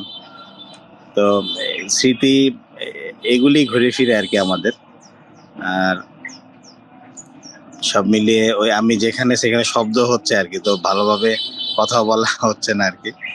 তো সবাইকে ঈদ মোবারক, আর আমাদের জন্য দোয়া করবেন। আমাদের এই আন্তরিকতা এক পরিবারের সাথে এটা ওই সেই আগে যেরকম ছিল এখনো সেটা আছে। এখনো বিভিন্ন অকেশনে, ইফতারে, বিভিন্ন জায়গায় যোগাযোগ হয়, দেখা হয়। তো সবাইকে আমার পক্ষ থেকে ঈদ মোবারক, আমাদের পরিবারের পক্ষ থেকে ঈদ মোবারক। ভালো থাকবেন। আসসালামু আলাইকুম। তো আমরা বেশ ঈদের অভিজ্ঞতা শুনতেছিলাম আপনাদের থেকে। তো এই পর্যায়ে আসলে একটু ব্যক্তিগত পর্যায়ে যেতে চাই যে আসলে আপনার সাথে আপনার বাবার একটা বিশেষ কোনো স্মৃতি একদম ঈদকে কেন্দ্র করে, যেটা ছোটবেলার হতে পারে, বড় হওয়ার পর হতে পারে, এবং ঈদের সময় চাচাদের একটা বিশেষ কোনো অভ্যাস বা প্রিয় কোনো খাবার নাকিব ভাইকে দিয়ে শুরু করতে চাই। আচ্ছা, এই সুমাইয়ার তো ওই যে অল্প একটু বলে মনে হয় সুমাইয়া চলে গেল, সুমাইয়ার মনে হয় একটু ফিনিশ করার সুযোগ দেওয়া দরকার। সুমাইয়ার কাছে আমি আবার যাবো, আমি আবার সিরিয়ালে যাচ্ছি। বেচারা উসখুস করতেছে। আপুর কাছে আমি যাবো, আমি আবার নাকিব ভাই থেকে শুরু করি। Thank you. এটা সবার ছোট হওয়ার একটা আনলক যে ভাইগুলা খেয়াল রাখে, বুঝছেন? সেটাই, ভাই ভালোই খেয়াল রাখতে আপনার। হ্যাঁ, আসলে স্মৃতি যেটা বললাম যে আমার তো মানে অলমোস্ট 30 বছরের মতো আমি বাংলাদেশের বাইরে, যার কারণে মানে আমার স্মৃতিগুলা খুব মানে খুব ছোট বয়সের স্মৃতি। যে আমি যখন 18 বছর পর্যন্ত ছিলাম সেই সময়কার স্মৃতি। এর পরের গুলা কনসিস্টেন্ট না, মানে একটা দুইটা অকেশনালি দেশে করেছি। সো সেখান থেকে মানে পার্টিকুলার স্মৃতি বলাটা খুব কঠিন। বাট আমি যদি আব্বার প্রিয় খাবারের কথা যদি বলি, আব্বার পিকুলিয়ার কয়েকটা খাবার খুব পছন্দ করতো আব্বা। এর মধ্যে একটা খাবার খুব পছন্দ করতো আব্বা, সেটা হলো দহি বড়া খুব পছন্দ করতেন কোনো কারণে। এবং আমরা যখন ওই মিরবাগে যাওয়ার আগে আমরা জামাত অফিসের উল্টা দিকে একটা বাসায় থাকতাম, ওটার নাম হলো আলহাজ মঞ্জিল। 1 বছরের মতো থাকতাম। তো ওই বাসায় খুররমজা মুরাদ সাহেবের বোন ওই বাসার পাশে থাকতেন। আমাদের হুমায়ুন চাচি, আমাদের রাফে ভাইয়ের আম্মা। তো উনি এটা জানতেন যে আব্বা, এবং উনি তো মূলত পাকিস্তানি, যার কারণে দহি বড়াটা খুব ভালো করে বানাতেন। এবং ঈদের আগে কিংবা রোজায় উনি সবসময় আব্বা যখন এতেকাফে বসতেন তখন এই দহি বড়াটা পাঠাতেন। আর একটা আব্বার প্রিয় খাবার ছিল হলো শাহী টুকরা পছন্দ করতেন উনি। এই দুইটা আব্বার পার্টিকুলারলি খুব ভালো খাবার। আর এমনি মাছ আব্বা পছন্দ করতেন খুব। এবং যখন আমরা মাছ খেতাম তখন মাছের স্পেশালি আব্বার কিছু প্রিয় মাছ ছিল, যে টাকি মাছ হলো খুব আব্বার প্রিয় ছিল। এবং টাকি মাছের ওই ঠিক আমরা আমাদের আঞ্চলিক ভাষায় বলি কানসা, যে কানের নিচের যেই মাছের যে কানের নিচের একটা খুব মাসেলের মতো থাকে। তো ওই মাছটা আব্বার খুব মানে আব্বা পার্টিকুলার ছিল ওইগুলোর ব্যাপারে, যে ওইটা আব্বু খুব পছন্দ করতেন। তারপরে আব্বা যখন আম্মা সফরে সিলেটে যেতেন, আম্মাকে বলতেন যে সিলেট থেকে ২টা জিনিস আনার জন্য। একটা হলো সাতকরা, গোশতের মধ্যে সাতকরা দিয়ে খাওয়াটা আব্বা পছন্দ করতেন। আরেকটা হলো রানী মাছ। এই মাছটা মনে হয় অন্য কোথাও ছোট মাছ, খুব বেশি বড় না মাছটা। কিন্তু এই মাছটার একটা অন্যরকম স্বাদ ছিল। সো এই জিনিসগুলা আব্বার খুব প্রিয় ছিল। আর আমরা যখন দেখেছি ছোটবেলা থেকেই যে শেষ 10 দিন আব্বা এতেকাফে থাকতেন। রোজার ঈদের পার্টিকুলারলি রোজার ঈদের আগে আগের রাতে আমরা যেতাম, আব্বার সাথে ইফতার করতাম। তারপরে চাঁদ দেখা গিয়েছে কিনা, চাঁদ দেখা গেলে পরে সব বিছানাপত্র মানে প্যাক চাদর করে চেঞ্জ করে বাসায় নতুন আসা, চাদর পরের দিন বিছানো। ঈদ। সো এই স্মৃতিগুলা ডেফিনেটলি আছে। তো এইগুলাই মানে মানে বেসিক্যালি এগুলোর উপরেই আমরা এখন ডুয়েল করি। এগুলা চিন্তা করলে ভালোও লাগে, খারাপও লাগে একসাথেই। বাট মানে আমার পার্সোনাল জায়গা থেকে যেই মানে কষ্টের যে জায়গাটা, যে আমার বয়স যখন 18 পর্যন্ত, তখন তো হলো আমরা ডিপেন্ডেন্ট, ফ্যামিলির উপরে ডিপেন্ডেন্ট, আব্বার উপরে ডিপেন্ডেন্ট। যখন আমরা মানে কাজকর্মে ইনকাম করা শুরু করলাম, তারপর থেকেই আব্বা জেলে মূলত।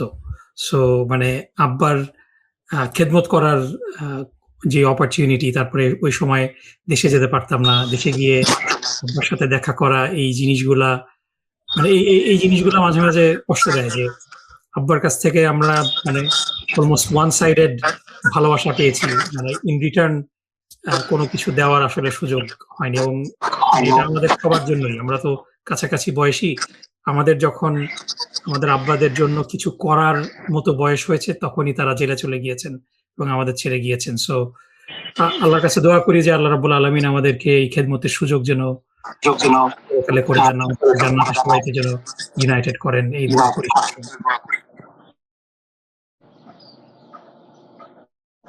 অনেক ধন্যবাদ নাকিব ভাই।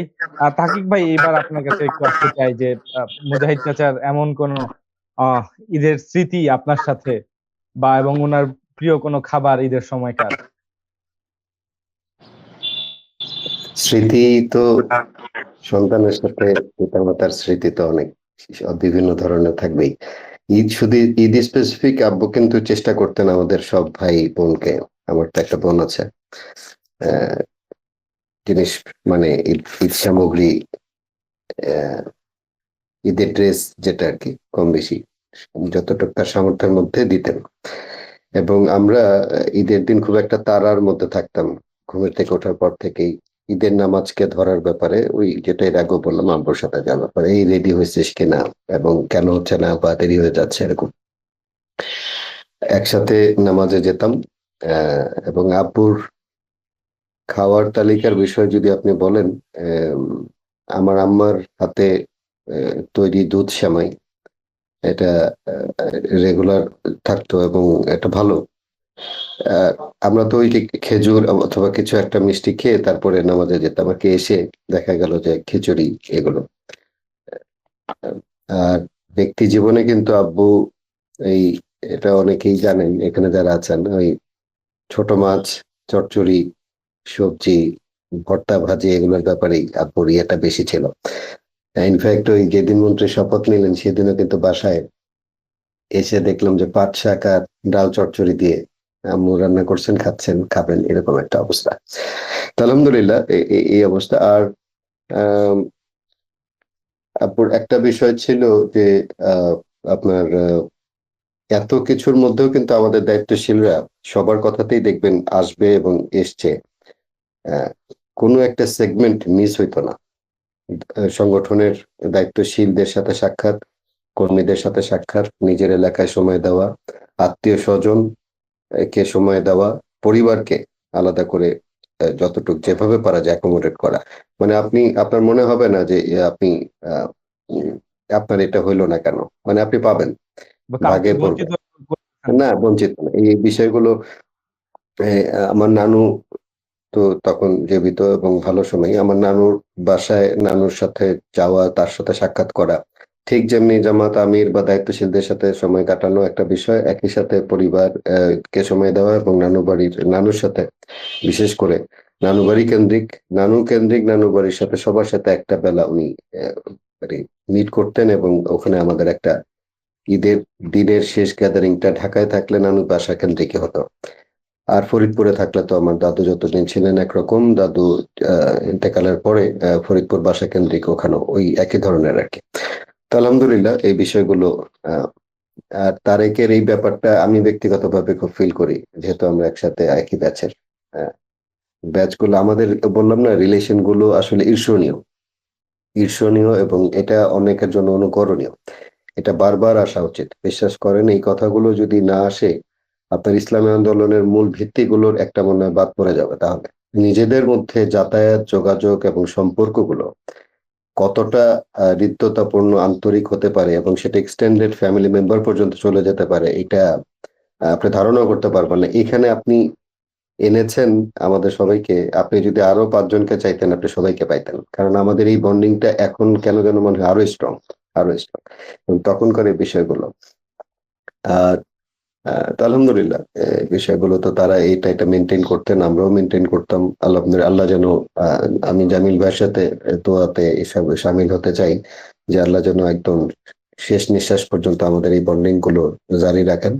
আর একটা অংশের কথা একটু বাদ পড়ে যায় কিনা, পরিবারের মহিলাদের অবদান, আমাদের মা, আমাদের বোনেরা যারা আছেন, তাদের অবদান কিন্তু কোনো অংশেই কম নাই। পুরো প্যাকেজটা আমি বলবো যে বিশাল সাপোর্ট, সবচেয়ে বড় সাপোর্ট তারাই দিতেন।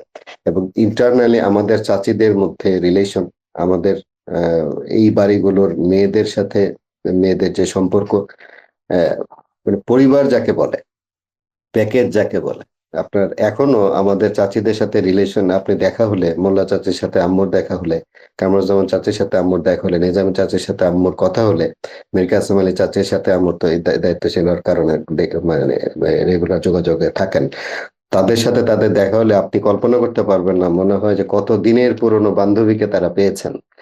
এই বিষয়গুলো আহ ব্যক্তিগতভাবে নিজেদের মধ্যে সম্পর্কগুলো এতটুক থাকলে পরেই আল্লাহ তাআলা সেই সংগঠনকে আরো বড় করে দেন, এবং এই সম্পর্কগুলো থাকার কারণেই শাহাদাত গুলো একসাথে হয়েছে কাছাকাছি সময়ে। এই সম্পর্কগুলো একসাথে হওয়ার কারণেই আমাদের মধ্যে বন্ডিং, এবং আল্লাহ যেন আমাদেরকে এই জীবনে যতদিন আল্লাহ রাখছেন আমাদের জন্য এই বন্ডিংটা আমরা কন্টিনিউ করতে পারি, এবং পরকালে আমরা যেন এটা করতে পারি। এবং তারেকের সাথে আমি আরেকটু বলি, হ্যাঁ, এই বিষয়টা এটা আমাদের সবার জন্যই সেম।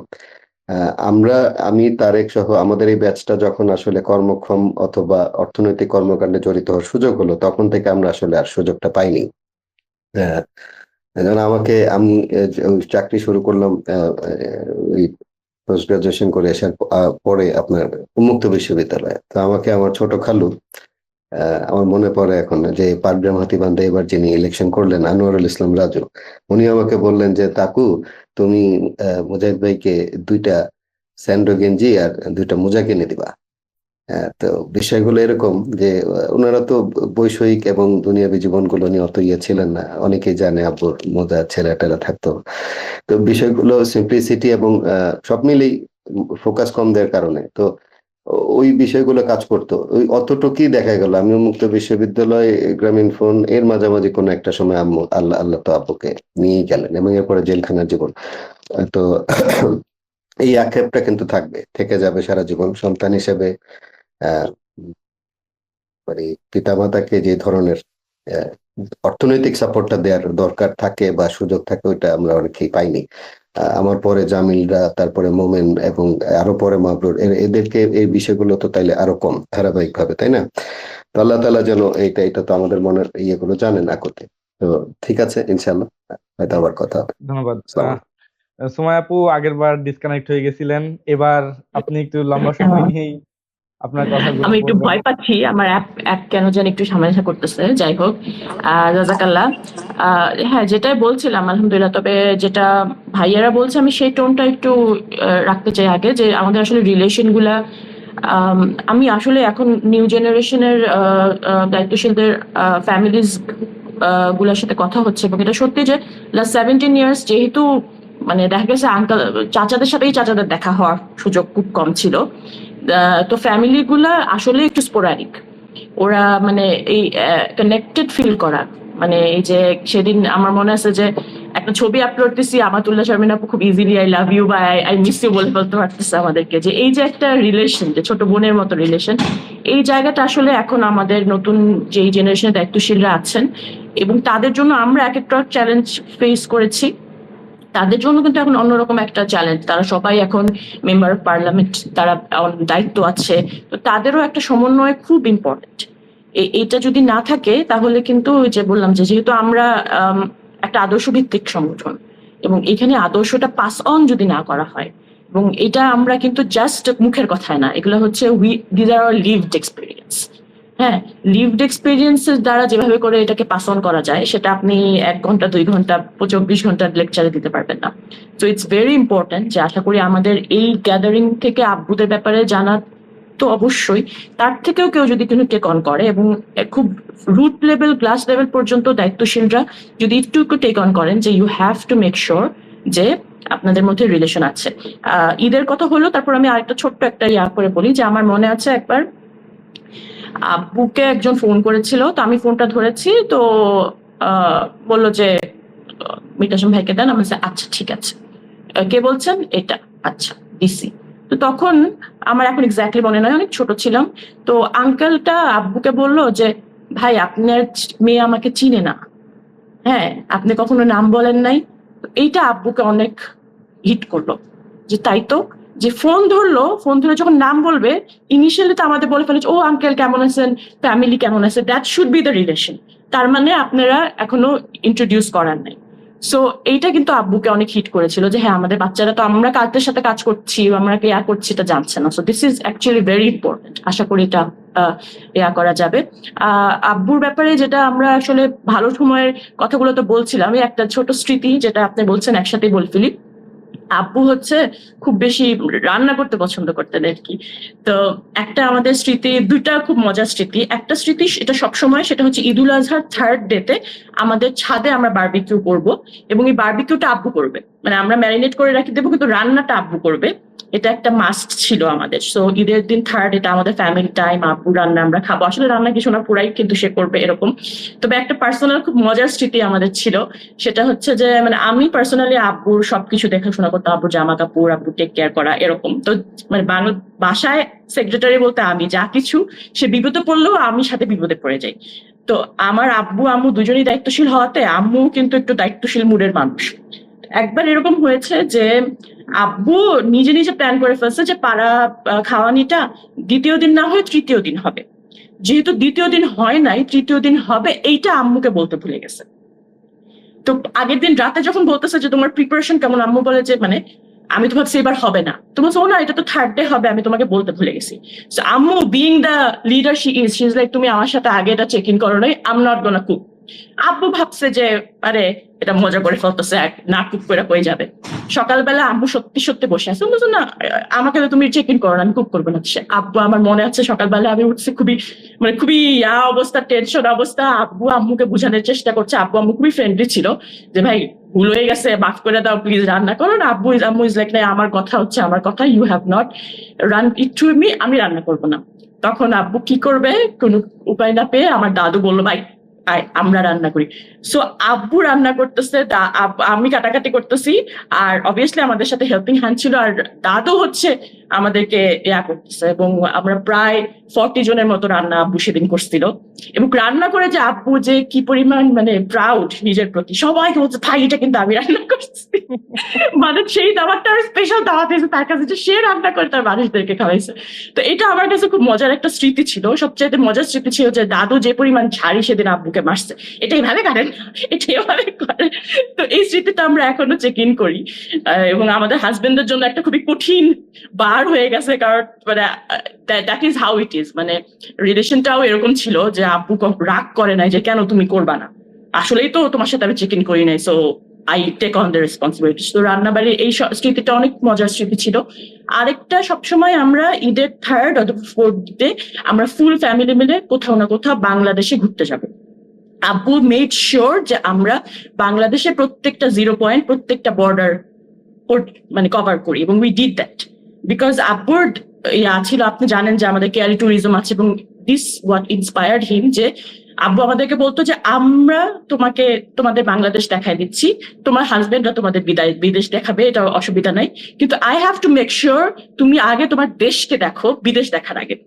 সো আমরা কিন্তু প্রত্যেক মানে ঈদের থার্ড ডে বা ফোর্থ ডে আমরা বেড়াতে যাবই, এবং কোনো না কোনো আমরা মানে এবং এটা কিন্তু এরকম লাক্সারিয়াস বেড়ানি ছিল না, আমরা রেস্ট হাউসে থাকতাম, আমরা সার্কিট হাউসে থাকতাম, বা আমরা এরকমও হয়েছে যে আমরা ভোলার চরকুকরি মুকরি গেছি, হ্যাঁ, এবং সেখানের সাইক্লোনের যে শেল্টার সেন্টার যেটা আছে, সাইক্লোন হলে সবাই শেল্টার নেয়, সেইখানে বেডিং করে আমরা রাতে থাকছি, কিন্তু তারপরও মানে দেশটাকে দেখো, এবং আসলেই আনট্যাপড বিউটি যেটা বলে। কারণ এখন যদি আপনি দেখেন, আমরা সেন্ট মার্টিন এমন সময় যেতাম যে সময় আসলে সেন্ট মার্টিনে কোনো চলাচল ছিল না, এবং আব্বু কিন্তু ফার্স্ট টাইম সেন্ট মার্টিনে যায় ইসলামী ব্যাংকের একটা শাখা খোলার জন্য, এবং আমরা একটা ট্রলারে করে গেছিলাম। তো ওইখান থেকে আব্বু ওয়াজ লাইক আমাদের একটা শিপিং করা উচিত, that's how Keari Sinbad started. কিন্তু তখন আমরা ফার্স্ট টাইম যখন গিয়েছি, কোনো ইলেকট্রিসিটি নাই, কিছু নাই, এত সুন্দর একটা বিউটি। আনফর্চুনেটলি আমি এখন যখন সেন্ট মার্টিন যাই, আমার কাছে মনে হয় এটা খুবই কমার্শিয়ালাইজড হয়ে গেছে। সো বাংলাদেশের এটা একটা, যেহেতু এটা আনরেগুলেটেড জায়গা, একটা সুন্দর জায়গা ধরা পড়লেই জিনিসটা আনরেগুলেটেড হয়ে যায়। বাট যেহেতু তখন ট্যুরিজমটা ওভাবে করে হয় নাই, আই থিঙ্ক বাংলাদেশের একদম র আনট্যাপড বিউটিটা আমরা দেখতে পেয়েছি, যদিও কষ্ট হতো কারণ ইলেকট্রিসিটি নাই, নাই, এরকম জায়গায় থাকছি, বাট আব্বু মেড শিওর যে we see the whole country. আর লাস্ট যে কথাটা, সেটা হচ্ছে যে অবশ্যই আমাদের জেল টাইমের স্মৃতি, এবং এই ব্যাপারে তো আসলে কোনো এই ব্যাপারে কিছুই বলার নাই যে আব্বুর অ্যারেস্ট হওয়ার পর থেকে আমাদের দুনিয়াটা জেলখানা কেন্দ্রিক। আব্বুর সাথে দেখা করে এসে রিমিনিসেন্ট করা, যে হারে আব্বুকে দেখে আসলাম, কিরকম দেখে আসলাম, কি অবস্থা ছিল, কোনটাতে কষ্ট পাইলো কোনটা না, এভাবে করতে করতে 15 দিন চলে যেত, আবার 5 দিন হয়তো তাদের যাওয়ার প্রিপারেশনে চলে যেত। এভাবে করেই আসলে আমাদের পুরো সময়টা আব্বু এবং কেন্দ্রিক। আব্বুরা খুব বেশি কমপ্লেন করতো না, কিন্তু আমরা তাও মনে হয় তাদের আব্বু মনে হয় এই জিনিসটা হালকা করে একটু বলছে, ওই হালকা একটা কথাই আমাদের ঘুম নষ্ট, আমাদের খাওয়া নষ্ট হয়ে গেছে। কারণ আরে আব্বু বলে না, একটুকু বলছে, তার কত কষ্ট হচ্ছে। তো এই জিনিসগুলা। তবে একটা জেলখানার একটা স্মৃতি ছিল আমাদের, সেই ঈদটা আমাদের জন্য এক্সট্রিমলি খারাপ গেছে। সেটা হচ্ছে কোনো এক কারণে, আমরা জানি না, এটা আমাদের আব্বুকে অলরেডি রায় দিয়ে ফেলেছে এবং আব্বুকে কন্ডেম সেলে নিয়ে যাওয়া হয়েছে। এরপরে কোনো একটা রিজনে একটা জিনিস আমি একনলেজ করতে বাধ্য হব, যে যেহেতু আমরা কাশিমপুর জেলে ছিলাম, এটা নতুন জেল ছিল, জেলাররা আমাদের রুলস এর ব্যাপারে কিছুটা হলেও ঈদের আব্বু ভিতর থেকে এই ব্যাপারটাকে মেক শিওর করতো, ওনাদের সাথে কথা বলে যে ফ্যামিলি প্রপার মিট করা, বাইরের মানুষদের সাথে খুব ওপেন স্পেসে মিট না করে আমরা মিট করতে পারি। যেটা আব্বু সবসময় বলতো যে আমার মেয়েরা নেকআপ দেয়, আমার ফ্যামিলি নেকআপ দেয়, আমার সাথে যেন ওরা একটু নেকআপ খুলে কথা বলতে পারে। এই জিনিসগুলা আব্বু এনশিওর করার ট্রাই করতো। তো সেইবার ঈদে এত বেশি রাশ হওয়ার কারণে সামহাউ ওরা ভালো মনে করছে, বাট আমাদের জন্য এটা ভালো হয় নাই, যে দে ডিসাইডেড যে আমাদেরকে ভিতরে আব্বুর কন্ডেম সেলে নিয়ে যেয়ে দেখা করাবে। দ্যাট ওয়াজ লাইক, যখন আমরা গেলাম এবং যখন কন্ডেম সেলে আব্বু দরজাটা খুলে বের হইলো, সেলটা দেখা হলো। যাই হোক, আমি ছিলাম না, কিন্তু আমাকে পরে এসে সবাই যখন এটা বর্ণনা করতেছিল, যে বাচ্চারা পর্যন্ত হাসি বন্ধ করে দিয়েছে, যে এখানে দাদা ভাই তুমি এখানে কোথায় আছো, এত ছোট একটা রুম, কোনো আলো নাই, এবং জামা কাপড় রাখার পর ওখানে আসলে আর কোনো জায়গা নাই, বসার বা শোয়ার জায়গা নাই। এবং আব্বুর কিন্তু এটা কিন্তু মুজাহিদ চাচাদের ফ্যামিলির সাথে হয়েছে, যে আপনাদের কিন্তু কন্ডেম সেলের ওখানে যে লাস্ট দেখাটা করতে দেওয়া হয়েছিল, তাই না? তো এরকম একটা জায়গা যে আমরা ভিতরে ঢুকে তার সাথে দেখা করতে পারবো না, they have to come out to talk to us. এবং আমার আব্বু যেমন বুঝছে যে আমাদের সবার চেহারার অবস্থা খারাপ, he was trying to make us love, যে আরে এটা হচ্ছে একটা শিপের কেবিন, বুঝছো, কেবিন গুলো দেখো না কিরকম ছোট থাকে, এভাবে করে আমাদের বলতে চাচ্ছিল। বাট আই রিমেম্বার যে ওই দিন এর আগের পরের ঈদে তাও আব্বুর সাথে দেখা করে এসে আমরা সবাই সামহাউ একটু মনে হয় আছে সবার সাথে দেখা করি বা কিছু করি। কন্ডেম সেলের ওইখানে আব্বুকে ফেলে এসে ওইটা আমার মনে আছে যে অনেকদিন পর্যন্ত আমরা কেউ আসলে লাইফের আর কিছু এনজয়, আমাদের কাছে মনে হচ্ছে যে একটা বেডে বসতেও আমাদের গিল্ট ফিল হচ্ছিল, যে আমি একটা আরামের বেডে বসে আছি, আমি একটা এসি ছাড়ছি, এই জিনিসগুলো মনে হয় অনেক বেশি গিল্ট ফিল হচ্ছিল। তখন আসলে ঈদের খুশি বলতে কিছু থাকে না, যখন আপনার সবচাইতে কাছের মানুষ, আপনার ভালোবাসার মানুষটাকে এরকম একটা জায়গায় রেখে আসা হয়। লাস্টলি আমাদের ফ্যামিলির ব্যাপারে আরেকটা কথা বলবো, সেটা হচ্ছে 2016 পর থেকে আমাদের ঈদগুলো আরো ভয়ঙ্কর ছিল। কিছুটা হলো বাবা কেন্দ্রিক আমাদের দৌড়াদৌড়ি ছিল, এবং সেই দৌড়াদৌড়ি গুলো আমাদের ভাইয়া, ছোট ভাইয়া করতো। হঠাৎ করে মাত্র 1 মাসের ব্যবধানে আমরা আমাদের ছোট ভাইকেও হারাই ফেললাম, আব্বুকেও হারাই ফেললাম। এরপরের ঈদগুলা আসলে আর ঈদ থাকে না আমাদের ফ্যামিলির জন্য। ইভেন এরকমও হয়েছে যে আমরা বাইরে তো বাদ, ফ্যামিলির ভিতরেও আমরা মানে ফুল ফ্যামিলি একটা ছবি দিব, মানে আমি, আমার হাজবেন্ড, আমার বাচ্চা সহ ফ্যামিলিতে ঈদের ছবি দিব, আমাদের গিল্টি লাগতো। কারণ মানে ছোট ভাই একটা বাচ্চারা আসছে, ভাবি তো আসছে, তারা যখন আমাদের একটা ফুল ফ্যামিলি দেখছে তার নিশ্চয়ই খারাপ লাগছে। তো আসলে লাস্ট 8 years স্পেশালি আফটার আব্বু ওয়াজ গন, এক তো আমাদের ব্যস্ততা শেষ, কি নিয়ে ব্যস্ত থাকবো আমরা, কিসের জন্য ব্যস্ত থাকবো? আর এর পরের আরেকটা ব্যস্ততা হলো যে আমরা হরিণে হয়ে ছোট ভাইয়াকে খুঁজছি। So Eid, I don't remember যে লাস্ট 10 years আমরা খুব প্রপার কোনো ড্রেস কিনছি, আমরা ঈদের জন্য কোনো প্রিপারেশন নিয়েছি, ঈদের খুব সুন্দর ছবি তুলেছি। ইনফ্যাক্ট দাওয়াত, অনেকে বলে যে আপনারা দাওয়াতও খাওয়ান না, কিন্তু সত্যি কথা বলতে মুড থাকে না। যখন চিন্তা করি যে আমার ভাইটা আসলে কি অবস্থায় এখন আছে, আসলে আছে কিনা, ওকে কি খাইতে দিচ্ছে, ঈদের দিনকে ওকে কিছু করতে দিচ্ছে, এই যে একটা ভয়ঙ্কর মানে না জানার একটা ভয়ঙ্কর টর্মেন্টে আমরা লাস্ট 8 year গিয়েছি। আমি ভুলে গেছি কোন ভাইয়া বলেছে, কিন্তু ইটস ট্রু যে আমরা আসলে খুশি ভুলে গেছি। মানে এনজয় লাইফটা যে ছোট ছোট জিনিস করা যায়, এটা মনে হয় নতুন করে এখন শিখতে হবে। আর আল্লাহ আমাদের সেই সুখার তৌফিক দিক। আমি থ্যাংক ইউ। থ্যাংক ইউ আপু। জামিল ভাই। সামিন ভাই, জি। ছোট্ট একটা, ওই সুমাইয়া তো অনেক সুন্দর করে বললো, এই কন্ডেম সেলের কিন্তু আরেকটা বিষয়, ওইটাই বললাম যে ওইটা দেখার পর থেকে এক্সপেরিয়েন্সটা সুমাইয়া রাইটলি পয়েন্টেড আউট, এরপরে আসলে মানুষের জীবনে স্বাভাবিক বিষয় বলে আর থাকে না। কন্ডেম সেলে কিন্তু যেখানে আব্বুরা মানে একটা 8 ফিট মনে হয় মাথা দিতেন যেখানে শোয়ার জন্য মাটিতে, সেখানেই কিন্তু প্রায় 2-1 ইঞ্চি পরেই কিন্তু ওই জায়গাটাতে ওনাদের টয়লেট করতে হইতো, এবং এটা কিন্তু একটাই জায়গা। এটা মানুষ জানে কিনা জানি না, এবং এরকম অবস্থায় দীর্ঘদিন আমাদের নেতারা থেকেছেন এবং পার করেছেন। আর একটা পয়েন্ট হলো বাদ পড়ে গিয়েছিল, সেটা হচ্ছে যে নেতৃবৃন্দের ফ্যামিলিগুলো তাদের সাংগঠনিক সফরকে ভিত্তি করেই যদি সম্ভব হতো মাঝে মাঝে কিন্তু ফ্যামিলিগুলো নিয়ে একসাথে যেতেন।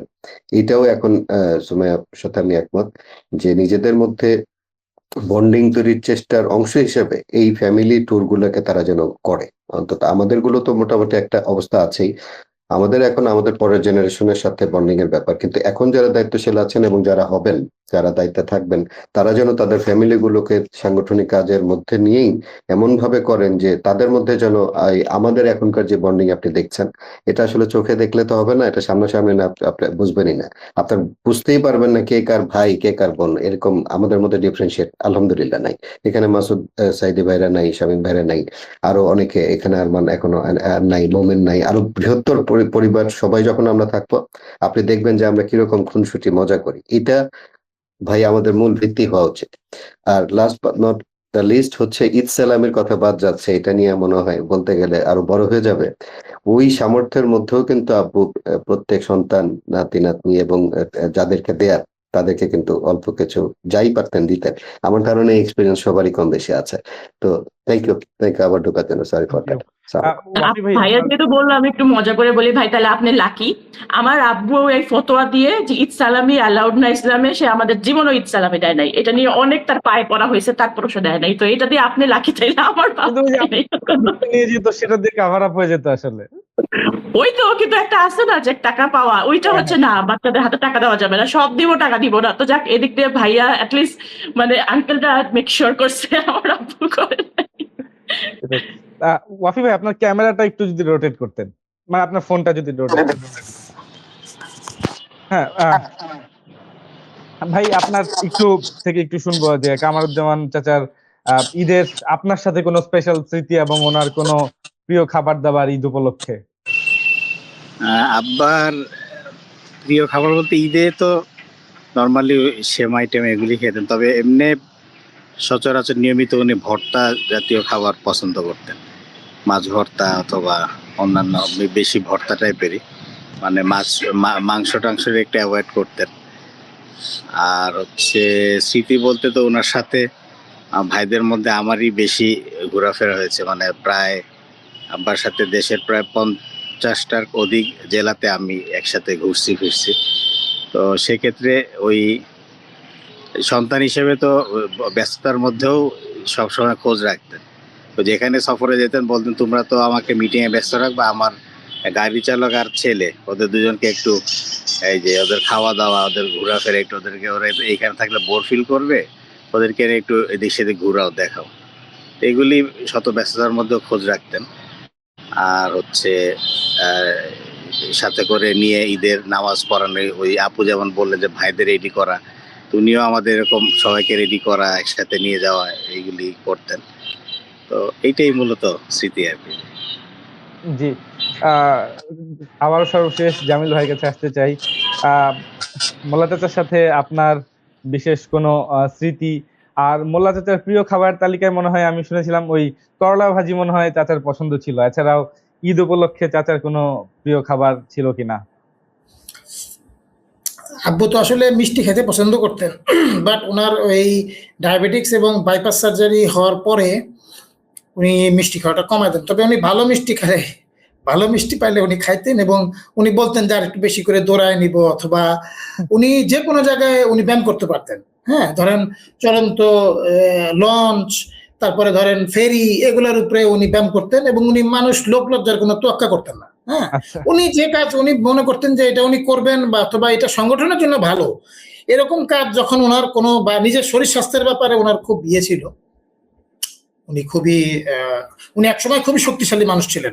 ছোটবেলায় ওনার হাতে আমি প্রচুর মার খেয়েছি। আচ্ছা, খেলাধুলা, তারপরে বেটাইমে পড়াশোনা না করা, ধরেন কোনো কারণে মধুবাগ মাঠ থেকে আসতে দেরি হয়েছে, হঠাৎ করে দেখি যে উনি বাসায়। ওই দিন দেখা গেছে যে আপনার আমি মাগরিবের নামাজ পড়তে আসতে দেরি হয়েছে বাসায়, বা ওই দিন কোনো কারণে আগে বের হয়ে গেছি। আম্মু হয়তো কমপ্লেন দিছে যে জামিল তো অমুক টিচারকে বাদ দিয়ে খেলতে চলে গেছে। ধরেন ওই দিন তো বাসায় এসে উনি খালি হাতেই মারতেন আমাদেরকে, কোনো লাঠি টাঠি ইউজ করতেন না, এবং উনি হাত এখানে ধরে তারপরে পিঠে ধরেন বাড়ি দিতেন। উনি প্রচন্ড শক্তি পেতেন এক সময়। ওনার হাতের ওই বাড়ি খাইলে পরে ধরেন আমরা শুয়ে যেতাম। আমি যদিও স্পোর্টসম্যান ছিলাম, ওনার এই মাইটের খাইলে ওটা তোয়াক্কা করতাম না, কিন্তু উনি প্রচন্ড শক্তি পেতেন এক সময়। খালি হাতে উনি লোহা ব্যাখ্যা করে ফেলতেন। তো উনি বাইপাস সার্জারি করার পরে উনি খাবার দাবারের ব্যাপারে উনি প্রচুর, উনি মেথি গুঁড়া, তারপরে বিভিন্ন ধরনের কোনো জায়গায় গেলে পরে উনি আগের থেকে ফল মূল, তারপর ধরেন ডালিম, হ্যাঁ ডালিম খাইলে পরে বুকের এই ব্লাড সার্কুলেশন ভালো হয় ইত্যাদি নানা কারণে উনি এই সমস্ত জিনিসপত্র খেতেন। উনি মাছ মারতে খুবই পছন্দ করতেন। আমি তো ছোটবেলাতে মাছ খেতাম না, আমি গোস্ত খেতাম। তো উনি প্রায় সফরে গেলে পরে উনি যখন আমাদেরকে নিয়ে যেতেন, তখন উনি দেখতাম যে মাছ ধরে আনতেন, আর উনি যখন আসতেন তখনও উনি দেখতাম যে বড় বড় ধরনের যে শোলার ভিতরে মাছ ধরে নিয়ে আসতেন। এবার আমরা প্রায় বলতাম যে এগুলাতে কি মুরগি বা গরুর গোস্ত এগুলো কি পাওয়া যায় না, উনি মাছই কেন আনবেন? এটা ওনার শখ ছিল। উনি মাছ ধরতে ধরতে বিভিন্ন ধরনের সাংগঠনিক লোকজনের সাথে কথাবার্তা বলতেন, মানে মাইন্ড উনি ফ্রেশ করতেন। এই সময় উনি চিন্তা ভাবনা করে, আগে তো গভর্নমেন্টের বিভিন্ন প্রজেক্টে ওনার মাছ ধরার সুযোগ ছিল না, বাট যখন 2000 সালে জামায়াত ইসলামী বিএনপির সাথে যৌথভাবে ক্ষমতায় আসলো, তখন উনি বিভিন্ন জায়গায় গেলে পরে বিভিন্ন সার্কিট হাউসে উনি মাছ ধরে নিয়ে আসতেন আর কি। এটা ওনার একটা অভ্যাস ছিল। জেলখানায় আমরা যখন ওনার সাথে দেখা করতে গেছি, এই বিভিন্ন ধরনের এই শাক সবজি তরি তরকারি এগুলো উনি পুরো লিস্ট ধরে ধরে, একদম উনি খুবই প্রিসাইজ লোক ছিলেন। আমি আপনাকে আগে যেটা বললাম, উনি একদম আমাদেরকে লিস্ট ধরে পাঠিয়ে দিতেন, ওইভাবে আমাদের একদম খাবার দাবার সব রেডি করে নিয়ে যেতে হইতো। এবং এখানে অনেকেই বললেন যে যেদিন আব্বু নামাজ পড়তে যেতেন, উনি যখন জেলের বাইরে ছিলেন আর কি, তখন উনি ওই আমাদেরকে আতর উনি দিতেন।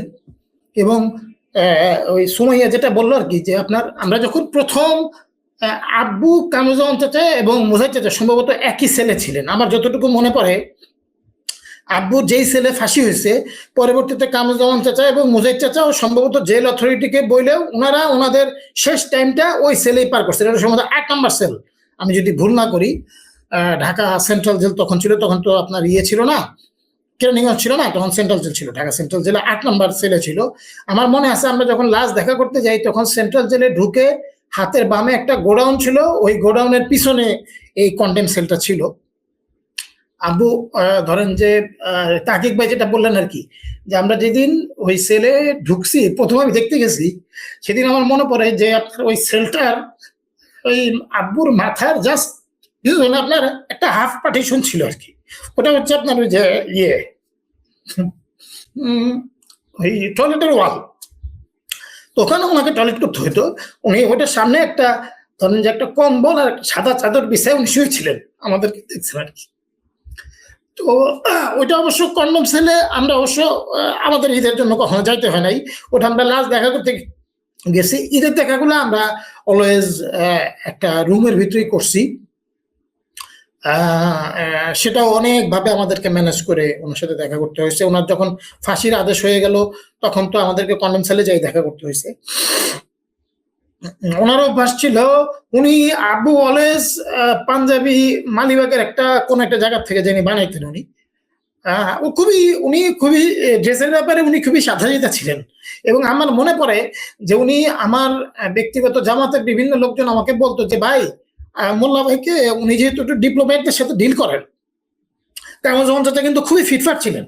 এবং কামরুজ্জামান চাচার একটা বড় গুণ ছিল, কামরুজ্জামান চাচা সবসময় জামাতের সবচেয়ে ভালো গাড়িটা উনি ইউজ করতেন, সবচেয়ে ফিটফাট থাকতেন, কারণ হলো উনি ডিপ্লোম্যাটদের সাথে ডিল করতে চাইতেন।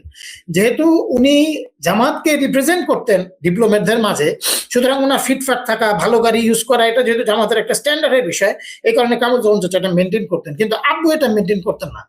আব্বুও ইন্টেলিজেন্স, তারপরে ডিপ্লোম্যাট, এগুলো কামরুজ্জামান চাচার সাথে আব্বু এবং কামরুজ্জামান চাচা যৌথভাবে ডিল করতেন আর কি। কিন্তু আব্বু ধরেন ওই পুরোনো পাঞ্জাবি কোনো মতে ধুইয়া ইস্ত্রি করে পরিষ্কার পরিচ্ছন্ন ওইটাই পরতেন। এবং আমার মনে আছে উনি জেলখানায় একটা পাঞ্জাবি একবার একটা দিলেন, ওইটা বিভিন্ন ব্যবহার ওটা জীর্ণ হয়ে গেছে। আমরা ওনাকে বললাম যে আপনি আর এটা কি পরবেন, এটা তো ছিঁড়ে গেছে, আমি আপনাকে নতুন কিনে দিই। উনি বললেন যে না, এবং উনি এটা কোনোভাবেই আমি তাকে রাজি করাইতে পারলাম না। পরে ওইটা আমি ধরেন যে রিপো করে তারপরে আমি আবার ওনাকে দিছি। পরে আমি প্রায় 2-3 মাস পরে আমি ওনাকে না জানাই একটা পাঞ্জাবি পরে আবার ওই সেম সাইজের আমি ওনাকে কিনে দিছি। তো এটা ওনার অভ্যাস ছিল। আব্বু ইয়ে একেবারেই পছন্দ করতেন না, অপচয় একেবারেই পছন্দ করতেন না। উনি বাসায় নিজের কাজ উনি নিজে করতেন। ধরেন যে জামা কাপড় ধোয়া, ঈদের আগের দিন নিজের পাঞ্জাবি সব আব্বু ধুইতেন। আম্মুকে কোনোদিন উনি বলছেন বলে আমার মনে পড়ে না। তবে আব্বু রান্নাবাড়ি পারতেন না ওইভাবে, আমি দেখি নাই কখনো আব্বু রান্নাবাড়ি করছেন। বা আম্মুকে মাঝে মধ্যে উনি হেল্প করতেন, এটা খুব রেয়ার, উনি ব্যস্ততার কারণে এটা পারতেন না। এবং আমাদের বাসায় যেহেতু জামাতের সেন্ট্রাল অফিসের একদম উল্টা পাশে ছিল, এই কারণে আমাদের বাসায় প্রচুর লোকজন আসতো আব্বুর সাথে দেখা করতে, বা আমাদেরকে খাবার দাবারও দেখা গেছে সেন্ট্রাল অফিসে নিয়ে যেতে হইতো ঈদের দিন অথবা ঈদের আগে পরের দিন অথবা যে কোনো অকেশনে। এবং আব্বু যখন তখন একজন লোক ধরে নিয়ে আসতেন। তাকিদ ভাই যেটা রাইটলি বললেন যে আমাদের মহিলাদের আসলে ব্যাক এন্ডে যে বিশাল ভূমিকা, রাত্রি 12টার সময় আব্বু একজন লোকরে নিয়ে আসছেন, আব্বু যা খাবেন উনিও তাই খাবেন। এখন আসলে তো আব্বু যা খাবেন সেটা তো ওই ভদ্রলোককে আসলে দেওয়া যায় না। আম্মু তখন দেখা গেছে ইনস্ট্যান্ট কোন জাদু বলে কি কি যিনি রান্না করে ফেলতেন, ওইটা দেখা গেছে যে আমরা ওই ইয়েকে দিতাম, ওই মেহমানকে দিতাম। বাট আব্বু এগুলা নিয়ে কখনো মাথা ব্যথা করতেন না।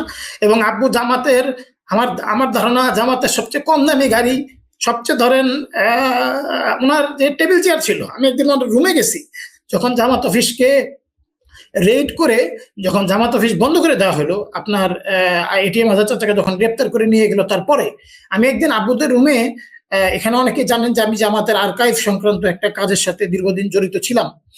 তা আমি কিছু কাগজপত্রের খোঁজে আমি আব্বুর রুমে গেছি। তো আমি আব্বুর রুমটা যাই দেখলাম যে আব্বু আর মাওলানা রফিউদ্দিন চাচা পাশাপাশি বসতেন। ওইখানে আব্বুর রুম এবং আব্বুর চেয়ার হচ্ছে একদম নর্মাল কাঠের চেয়ার, নর্মাল আপনার টেবিল চেয়ার, একদম নর্মাল চেয়ার, কোন চেয়ারের উপরে কোনো কুশন বা কিচ্ছু নাই, শুধু চেয়ারের পিছনে আপনার একটা তোয়ালে। আমি মোজার চাচার রুমও আমি এরকম দেখছি যে উনি নর্মাল একটা ইয়ে করতেন। এবং মোজার চাচার টেবিলে আবার লেখা ছিল যে কথা সংক্ষিপ্ত করুন। হ্যাঁ, এরকম আমাদের লিডার ছিলেন। ঈদে আব্বু প্রচুর লোকের সাথে কথাবার্তা বলতেন, টেলিফোনে প্রচুর লোককে উনি সালাম দিতেন, প্রচুর লোকের কাছে উনি যেতেন। আব্বুর সাথে আমাদের যাওয়ার সুযোগ খুব কম হয়েছে, আব্বু ব্যস্ততার কারণে, অথবা আমিও ধরেন যে একটু বন্ধু বান্ধব কেন্দ্রিক বা অন্য কেন্দ্রিক আমি একটু ছিলাম, যার কারণে আব্বুর সাথে আমার এই জাতীয় স্মৃতি কম। তবে উনি ওনার আব্বুর সাথে প্রচুর লোকের সম্পর্ক ছিল। আওয়ামী লীগ যারা করতেন, বিভিন্ন সাংবাদিক ইউনিয়নের বিভিন্ন লিডার ছিলেন, তাদেরকে আব্বু ডিল করতেন, আমার মনে আছে। আওয়ামী ঘরানার আগে ওই যে সুমাইয়া যেটা বা তাকিব ভাই যেটা বললেন যে আগে আওয়ামী লীগ বিএনপির লোকজনের সাথে আমাদের একটা ভালো সম্পর্ক ছিল। আওয়ামী লীগের প্রচুর লোকজনের সাথে আব্বুর খুবই ভালো সম্পর্ক ছিল। নিজামী চাচা বিভিন্ন সময়ে ধরেন যে জামাতের বিভিন্ন ফান্ড কালেকশনে আব্বুকে পাঠাতেন, আমার মনে আছে। আমরা সালমানের রহমান সহ তোফায়েল আহমেদ সহ অনেকের বাসায় আমরা ঈদে আমি গেছি, আমার মনে আছে। তখন এরকম একটা পরিবেশ ছিল, এটা 97-98 সালের কথা আমি বলতেছি আর কি। এরপরে তো পুরা এই বন্ধনগুলাই আসলে ধ্বংস করে দেওয়া হলো, পুরোপুরি নষ্ট করে দেওয়া হলো। তারপরে আমাদের ইয়ের কথা বলতে হয়, আপনার মীর কাসেম আলী চাচার কথা বলতে হয়। চাচাও খুবই শৌখিন ছিলেন। জেলখানায় কামরুজ্জামান চাচার জন্য আমরা প্রায় বাদাম টাদাম নিয়ে গেছি, আমার মনে আছে। চাচা বাদাম, ক্যানের বাদাম খাইতে পছন্দ করতেন। আব্বু পছন্দ করতেন বেসিক্যালি এই ফল ফ্রুট, তারপরে এই যে তাকিব ভাই যেগুলো বললেন আর কি, যে যেই সমস্ত খাবার খাইলে পরে হার্ট ভালো থাকে, মেথি গুঁড়া থেকে শুরু করে বিভিন্ন মধু টধু, এগুলা আব্বুর পছন্দ ছিল। এগুলো আমরা ঈদের সময় যেহেতু আমরা অকাতরে সবকিছু দিতে পারতাম, আমরা ঈদের জন্য ওয়েট করতাম। আমরা ঈদে একবারে ধরেন এই 3-4 মাসের খাবার আমরা একবারে, এই যে প্যাকেটজাত খাবার টাবার এগুলো একবারে দেওয়ার সুযোগ আমরা দিয়ে ফেলতাম, আলহামদুলিল্লাহ। ঈদ আমাদের জন্য এই দিক দিয়ে একটা ব্লেসিং ছিল আর কি। আমরা এই সমস্ত খাবার ওই ঈদের খাবারের সাথে একসাথে দিয়ে দিতাম।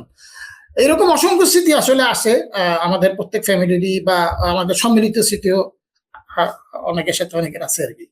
এই আমার এতটুকুই মনে পড়ে, আরো অনেক কথা আছে, এখন সংক্ষিপ্ত সময় আসলে এটা শেষ করা যাবে না বলে। আমার মনে হয় যে আপনাদের সবার সাথে আলাদা আলাদা করে বসলেও আসলে শেষ হবে না, এত এত স্মৃতি আছে আমাদের শহীদ নেতৃবৃন্দের। জি আপু, ইকো হচ্ছে কি কোন কারণে?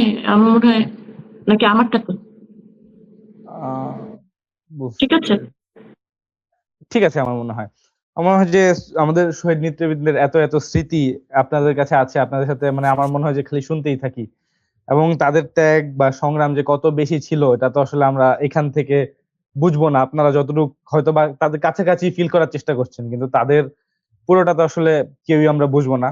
তো আমার মনে হয় প্রায় 1.5 ঘন্টার কাছাকাছি আমরা শুনলাম আপনাদের কথা। একদম 1 মিনিট করে সবাই যদি লাস্ট কিছু বলতে চান। এবার আমি একদম লেডিস ফার্স্ট, আপু সুমাইয়া আপু থেকে শুরু করতে চাই। একদম সংক্ষিপ্ত করে যদি শেষ কিছু কথা বলতে চান আপু।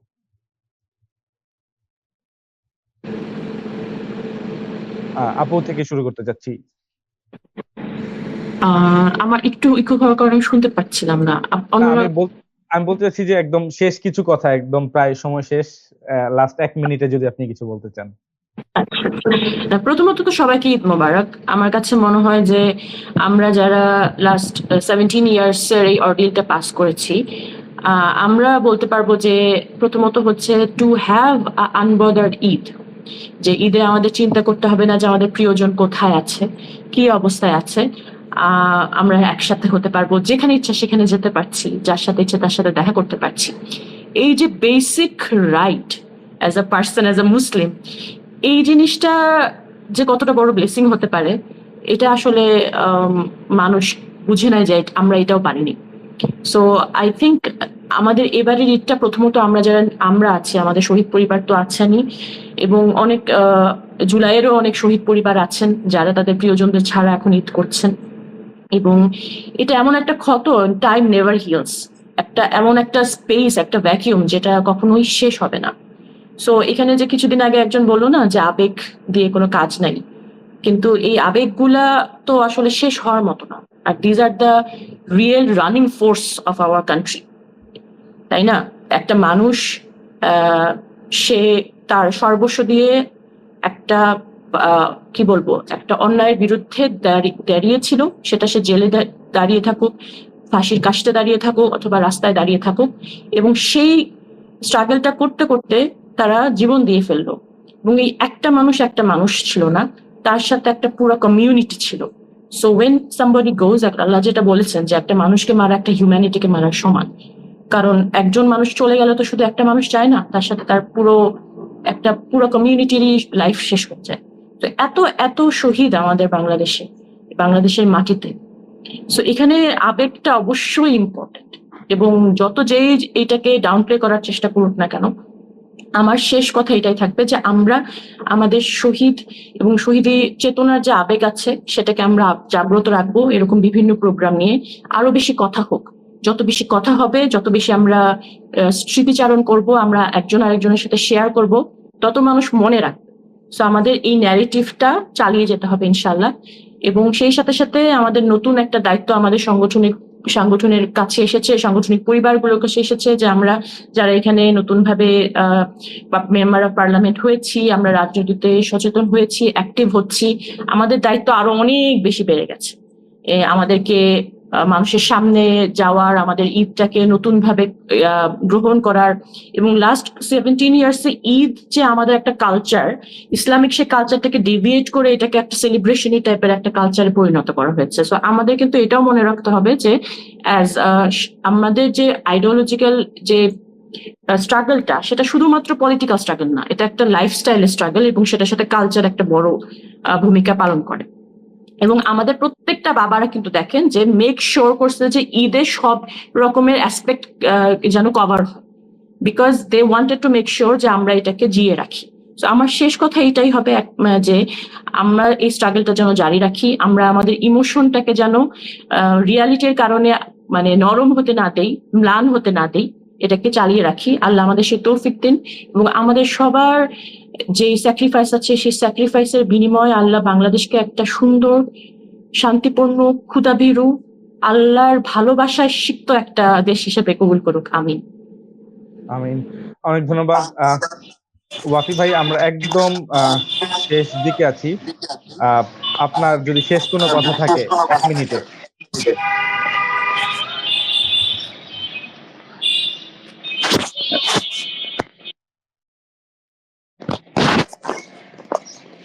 জি, আসসালামু আলাইকুম। অনেকক্ষণ ধরে আমরা কথা বলতেছি, তো আয়োজক এবং সবাই যারা অংশগ্রহণ করছেন সবাইকে আমাদের পরিবারের পক্ষ থেকে ঈদ মোবারক। এবং বাংলাদেশে এই ইসলামী আন্দোলনের যে নেতৃবৃন্দ চলে গিয়েছেন, তারা যেভাবে নিজেদের মধ্যে সুসম্পর্ক বজায় রেখে একটা বন্ডিং এর মাধ্যমে দল এবং দেশের জন্য কাজ করেছেন, যারা এখন বর্তমানে আছেন তারাও সেভাবে তাদের সিনিয়রদেরকে সম্মান করে এবং সেভাবে কাজ করে এগিয়ে যাবেন, সেটাই আমাদের কামনা থাকবে। সবাই ভালো থাকবেন। আসসালামু আলাইকুম।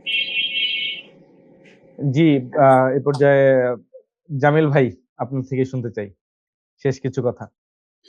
জি, সুমাইয়া যেটা বললো এটা তো খুবই, আসলে আবেগ না থাকলে তো মানুষ রোবট হয়ে যায়। ঠিক আছে, মানুষ আর রোবটের মধ্যে তো আসলে কোনো পার্থক্য নাই, বা মানুষ আর এআই এর মধ্যে তো আসলে কোনো পার্থক্য নাই। আবেগ আছে বলেই আমরা বেঁচে আছি, বা আমাদের বেঁচে থাকা আর কি। শেষ কথা হচ্ছে, বা আমি আপনার এই এর মাধ্যমে আমি আসলে জানাতে চাই যে আমরা শহীদদের ব্যাপারে একটা ফাউন্ডেশন করার উদ্যোগ নিছি। ইনশাল্লাহ দীর্ঘদিন ধরে আমরা এটা করার জন্য চেষ্টা করতেছিলাম। আমি 2013 সাল থেকে আসলে এই জিনিসটা নিয়ে আমি কন্টিনিউয়াসলি লেগে রয়েছি। তখন পরিবেশ পরিস্থিতি নানা কারণে আসলে আমরা এটা করতে পারি নাই। তো আমরা এই ঈদের পরে পরে আমি অলরেডি আমাদের 3 জন যে সংসদ সদস্য তাদের সাথে সহ আমি আমাদের শহীদ পরিবার যারা আছে সবার সাথে আমার কথাবার্তা মোটামুটি হয়েছে। আমরা ইনশাল্লাহ ঈদের পরে পরে আমরা ইনশাল্লাহ আশ-শুহাদা ফাউন্ডেশন করে পুরা শহীদদের কাজকর্ম করার ব্যাপারে ইন্টেলেকচুয়াল যে কাজকর্ম আর কি, যেটা সুমাইয়া বললো কালচার, এই কালচারাল যে ফাইট, যে ইন্টেলেকচুয়াল ফাইট, এই ফাইটে আমরা মাঝে মধ্যে আসলে লুজ করি আর কি। তো এই জায়গাটাতে কাজ করার জন্য এবং প্ল্যাটফর্ম সহকারে কাজ করার জন্য আমি একটা ফাউন্ডেশন, আমি বললে ভুল হবে, আসলে এখানে তারেক ভাই সহ খালেদ মোমেন, তারপরে আমাদের তাকিক ভাই সহ মাবরুর সহ আমরা যারা আছি আর কি, আমরা প্ল্যান করছি।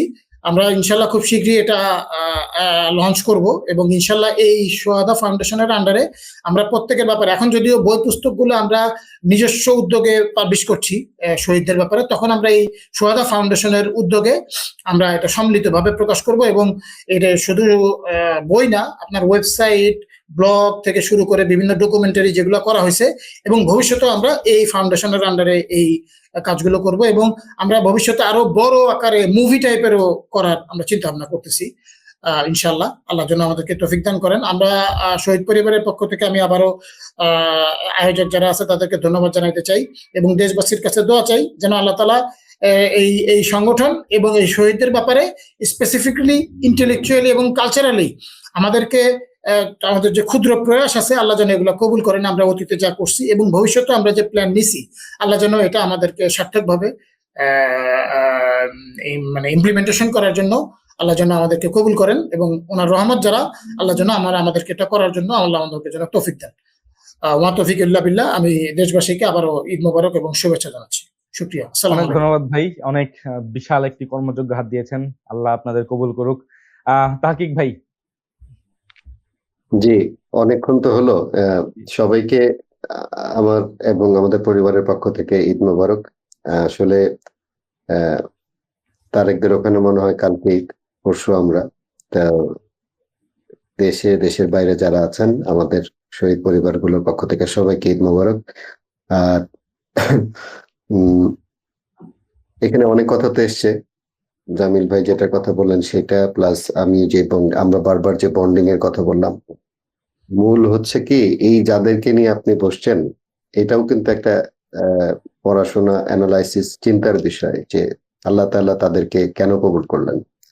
ওই আনুগত্য, সঠিক বুঝ, বিশ্বাস এবং এই যে আল্লাহ রঙে নিজেকে রঙিন করা, সুমাইয়া আপু বললেন, এই জায়গাগুলোকে আপনি যদি ধারণ করতে না পারেন এবং এগুলো নিয়ে যদি আলোচনা সেরকম না হয়, তাহলে আমরা তাদের মেমোরি নিয়ে যতটা বলতে পারবো বা এইটার থেকে অনেক বেশি জরুরি হচ্ছে যে তাদের পুরো জীবনের যেই কারণে তাদের শাহাদাত, যেই কারণে তাদেরকে এরা এই ইসলামী আন্দোলনের শত্রুরা তাদেরকে বাছাই করলো, তাদেরকে শহীদ করার মাধ্যমে তারা যে অ্যাচিভ করতে চাইলো, কেন সেটা হইলো, আর আল্লাহ কেন তাদের বাছাই করলেন, এই বিষয়গুলো সামনে আরো আসা উচিত। এবং আল্লাহ তাআলা আমাদেরকে আমাদের ইসলামী আন্দোলন, এই সংগঠনকে আল্লাহ হেফাজত করুন এবং সঠিক বোঝের উপরে, হেদায়েতের উপরে আমাদের সবাইকে রাখুন। দোয়া করুন। আসসালামু আলাইকুম। অনেক ধন্যবাদ। নাকিব ভাই, শেষ করে দিলেন আপনি। না, অনেক ধন্যবাদ সামিন এটা অ্যারেঞ্জ করার জন্য। ডেফিনেটলি আমরা অনেক সময় নিলাম। সবাইকে ঈদের শুভেচ্ছা। আমি যাওয়ার আগে আমি আমার সবগুলা চাচাদের সাথে আমার একটা স্মৃতি একটু শেয়ার করি। মানে ইন্টারেস্টিংলি যে আমাদের দায়িত্বশীলদেরকে খুব গম্ভীর মনে হলেও প্রত্যেকেরই কিন্তু খুব ইউনিক একটা সেন্স অফ হিউমার ছিল। মুজাহিদ চাচাকে আমি মনে করতাম যে অনেক রাগী, কিন্তু চাচার মানে খুব ইউনিক একটা সেন্স অফ হিউমার কিন্তু ছিল। ওনার সাথে ওনার তাহকিক জানে যে চাচার খুব মানে খুব সিরিয়াস লেভেলের আলসার ছিল, কিন্তু চাচার প্রিয় খাবার কিন্তু ছিল যে রুটি দিয়ে মরিচের ভর্তা। এবং মানে এই একটা স্মৃতি যে চাচার সাথে সকালে বেলা গেলে দেখতাম যে উনি নাস্তা করতেছেন, মানে রুটি এবং মানে শুধু মরিচের ভর্তা, উইদাউট এনিথিং এলস। মানে এটা একটা সুখ স্মৃতি। এবং চাচার সাথে আমার লাস্ট স্মৃতি হলো 2000 সম্ভবত 6 সালে চলে আসার আগে 2005-এর ডিসেম্বরের দিকে বাংলাদেশে তখন ঠান্ডা, তখন 7 নম্বর মিন্টু রোডে চাচা থাকতেন, আমরা 8 নম্বরে থাকতাম। তো ব্যাডমিন্টন আমরা খেলতাম মাঝে মাঝে। তো মুজাহিদ চাচা আসতো, মানে সারাদিন কাজ টাজ শেষ করে, প্রোগ্রাম শেষ করে রাত 9টার দিকে উনি গাড়ির থেকে নেমে বাসায় না ঢুকে ব্যাডমিন্টন খেলতে আসতেন। এবং সারপ্রাইজিংলি ওনার পাঞ্জাবি পরতেন এবং ওনার মানে কাঁধের উপরে ওই শাল, ভাঁজ করা শাল থাকতো। মানে উনি ব্যাডমিন্টন খেলতেন কিন্তু মিরাকুলাসলি শাল গা থেকে পড়তো না। মানে এটা খুব আমরা অবাক হতাম যে উনি খুবই ভালো, মানে খুব বেশি মুভ করতেন না, মানে জায়গায় দাঁড়ায় উনি খেলতেন এবং ওনার গা থেকে কিন্তু মানে শালটা পড়তো না। সিমিলারলি মীর কাসেম আলী চাচা, আমরা মিন্টু চাচা বলতাম, মিন্টু চাচারও সেন্স অফ হিউমার খুব মানে here a very unique sense of humour. আম্মাকে উনি নানি বলতেন সবসময়। এবং মীর কাসেম আলী চাচার একটা যেটা সবচেয়ে বড় বৈশিষ্ট্য আমি দেখি, যে তিনি যেই বিজনেস কনসেপ্ট কিংবা যেই ব্যাপারে প্যাশনেট থাকতেন ওইটা সবার আগে নিজে ইমপ্লিমেন্ট করতেন। আমার মনে আছে যে আমরা ওই সময় ওই আলহাজ মঞ্জিলের থেকে আমরা কিছুদিন সংগ্রাম অফিসে থাকতাম, অল্প কয়েকদিন, দৈনিক সংগ্রামের 3 তলায়। তোমরা যেখানে ইলেকশনের সময় ক্যাম্পিং করছো ওটার 3 তলায়।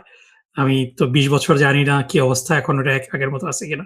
ওখানে আমরা থাকতাম। তো এটা 89-এর দিকে মীর কাসেম আলী চাচা হঠাৎ করে ওই মুরগির মানে বাসার মধ্যে ফাঁকা জায়গায় মুরগির ফার্ম করার জন্য অবসেসড হয়ে গিয়েছিলেন এবং উনি নিজের বাসায় এরকম অল্প একটু জায়গার মধ্যে মুরগি রাখতেন, মুরগির ডিম, ফ্রেশ ডিম খাওয়া যায়, মুরগির ডিম বিক্রি করা যাবে, সো বিজনেস ইয়ে থেকে, এবং উনি সবাইকে মোটিভেট করতেন যে মুরগির ইয়ে, এবং এটা নিয়ে আয়শা খালাম্মা খুব কমপ্লেন করতেন একদিন আম্মার কাছে যে আপা বলেন না একেবারে গন্ধের জন্য ওই দিক দিয়ে যাওয়া যায় না, কিন্তু উনি অ্যাডামেন্ট।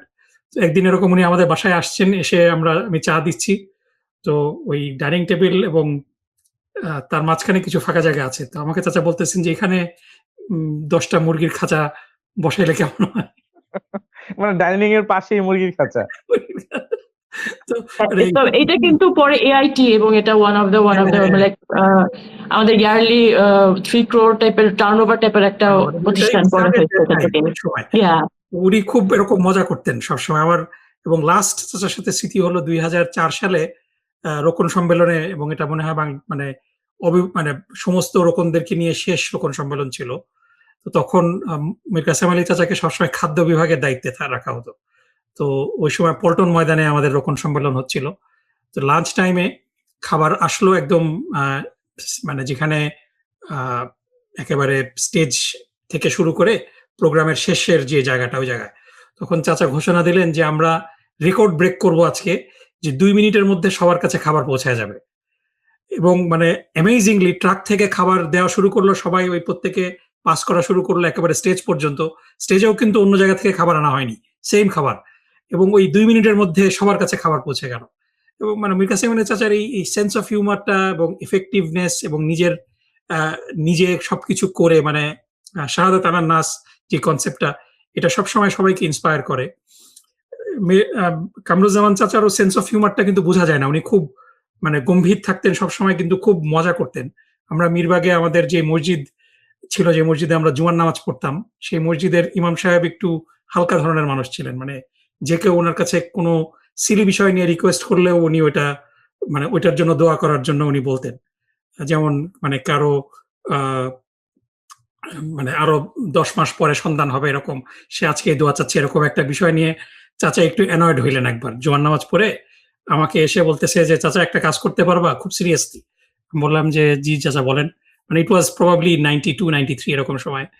বলেন যে তুমি একটা কাগজে লিখবা যে আমি বাংলাদেশের প্রেসিডেন্ট হইতে চাই, আমার জন্য দোয়া করবেন, দোয়ার দরখাস্ত। এটা তুমি ইমাম সাহেবকে আগামী শুক্রবার দিও। তারপর সাথে সাথে বলতেছে এটা কোনো কথা হইলো যে 10 মাস পরে তার বাচ্চা হবে, সে আজকে দোয়া চাইতেছে, এইগুলো আবার ইমাম সাহেব বলে। So he had a very unique sense of humour. এবং মোল্লা চাচা তো সবসময় মজা করতেন। এবং মানে আমার সাথে লাস্ট মোল্লা চাচার কথা হচ্ছিল ফোনে, যখন আওয়ামী লীগ ক্ষমতায় আসলো 2009 সালে। তো চাচাকে আমি কল দিছিলাম, এমনি কথার মধ্যে বলতে বলতে তিনি বললেন হঠাৎ করে যে এবার ক্যাপাসিটির চেয়ে অনেক বেশি লোক নৌকায় উঠে গেছে, নৌকা চাচা বেশি দিন চলতে পারবে না, দেখবা ডুবে গেছে। চাচা কিন্তু এভাবে কথা বলতেন, খুব মানে ইউনিক একটা এক্সাম্পল এনে, এবং হঠাৎ করে উনি কিন্তু সবকিছুর মধ্যেই গল্প বলতেন, রিলেভেন্ট গল্প।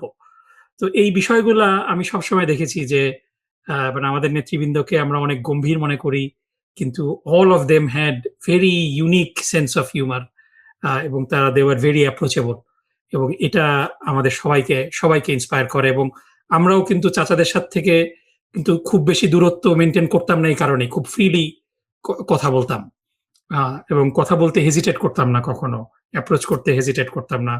এবং মানে এই জিনিসগুলা ওয়াজ ইউনিক। এবং তাকে যেটা বললো যে দেয়ার ইজ এ রিজন যে আল্লাহ সুবহানাহু ওয়া তাআলা তাদেরকে শহীদ হিসাবে নিয়ে গিয়েছেন এই দুনিয়া থেকে। There is a reason, it was the life that they led. এবং আমি সবার কাছে বলবো যে আমাদের জন্য দোয়া করবেন, আমাদের ফ্যামিলির জন্য দোয়া করবেন, যাতে করে তাদের এই স্যাক্রিফাইস, এই সুপ্রিম স্যাক্রিফাইস, এটার বিনিময়ে আমরা বাংলাদেশে একটা সুখী সমৃদ্ধ বাংলাদেশ আমরা গড়তে পারি, এবং বাংলাদেশে সত্যিকার অর্থে সুশাসন প্রতিষ্ঠিত হয়, এবং সেই সুশাসনের ফল আমরা সবাই ভোগ করতে পারি। আমিন। আমিন। অনেক ধন্যবাদ। আমি আশা করব আল্লাহ আমাদের শহীদ নেতৃবৃন্দের সবাইকে শাহাদাতের সর্বোচ্চ মর্যাদা দান করবেন, এবং আমরা যারা বেঁচে আছি, আপনারা যারা আছেন তাদের সন্তান, আমরা সবাই যেন তাদের দেখানো পথে চলতে পারি, এবং আল্লাহ যেন আমাদেরকেও দিনের জন্য কবুল করে নেয়। অনেক ধন্যবাদ সবাইকে। আসসালামু আলাইকুম।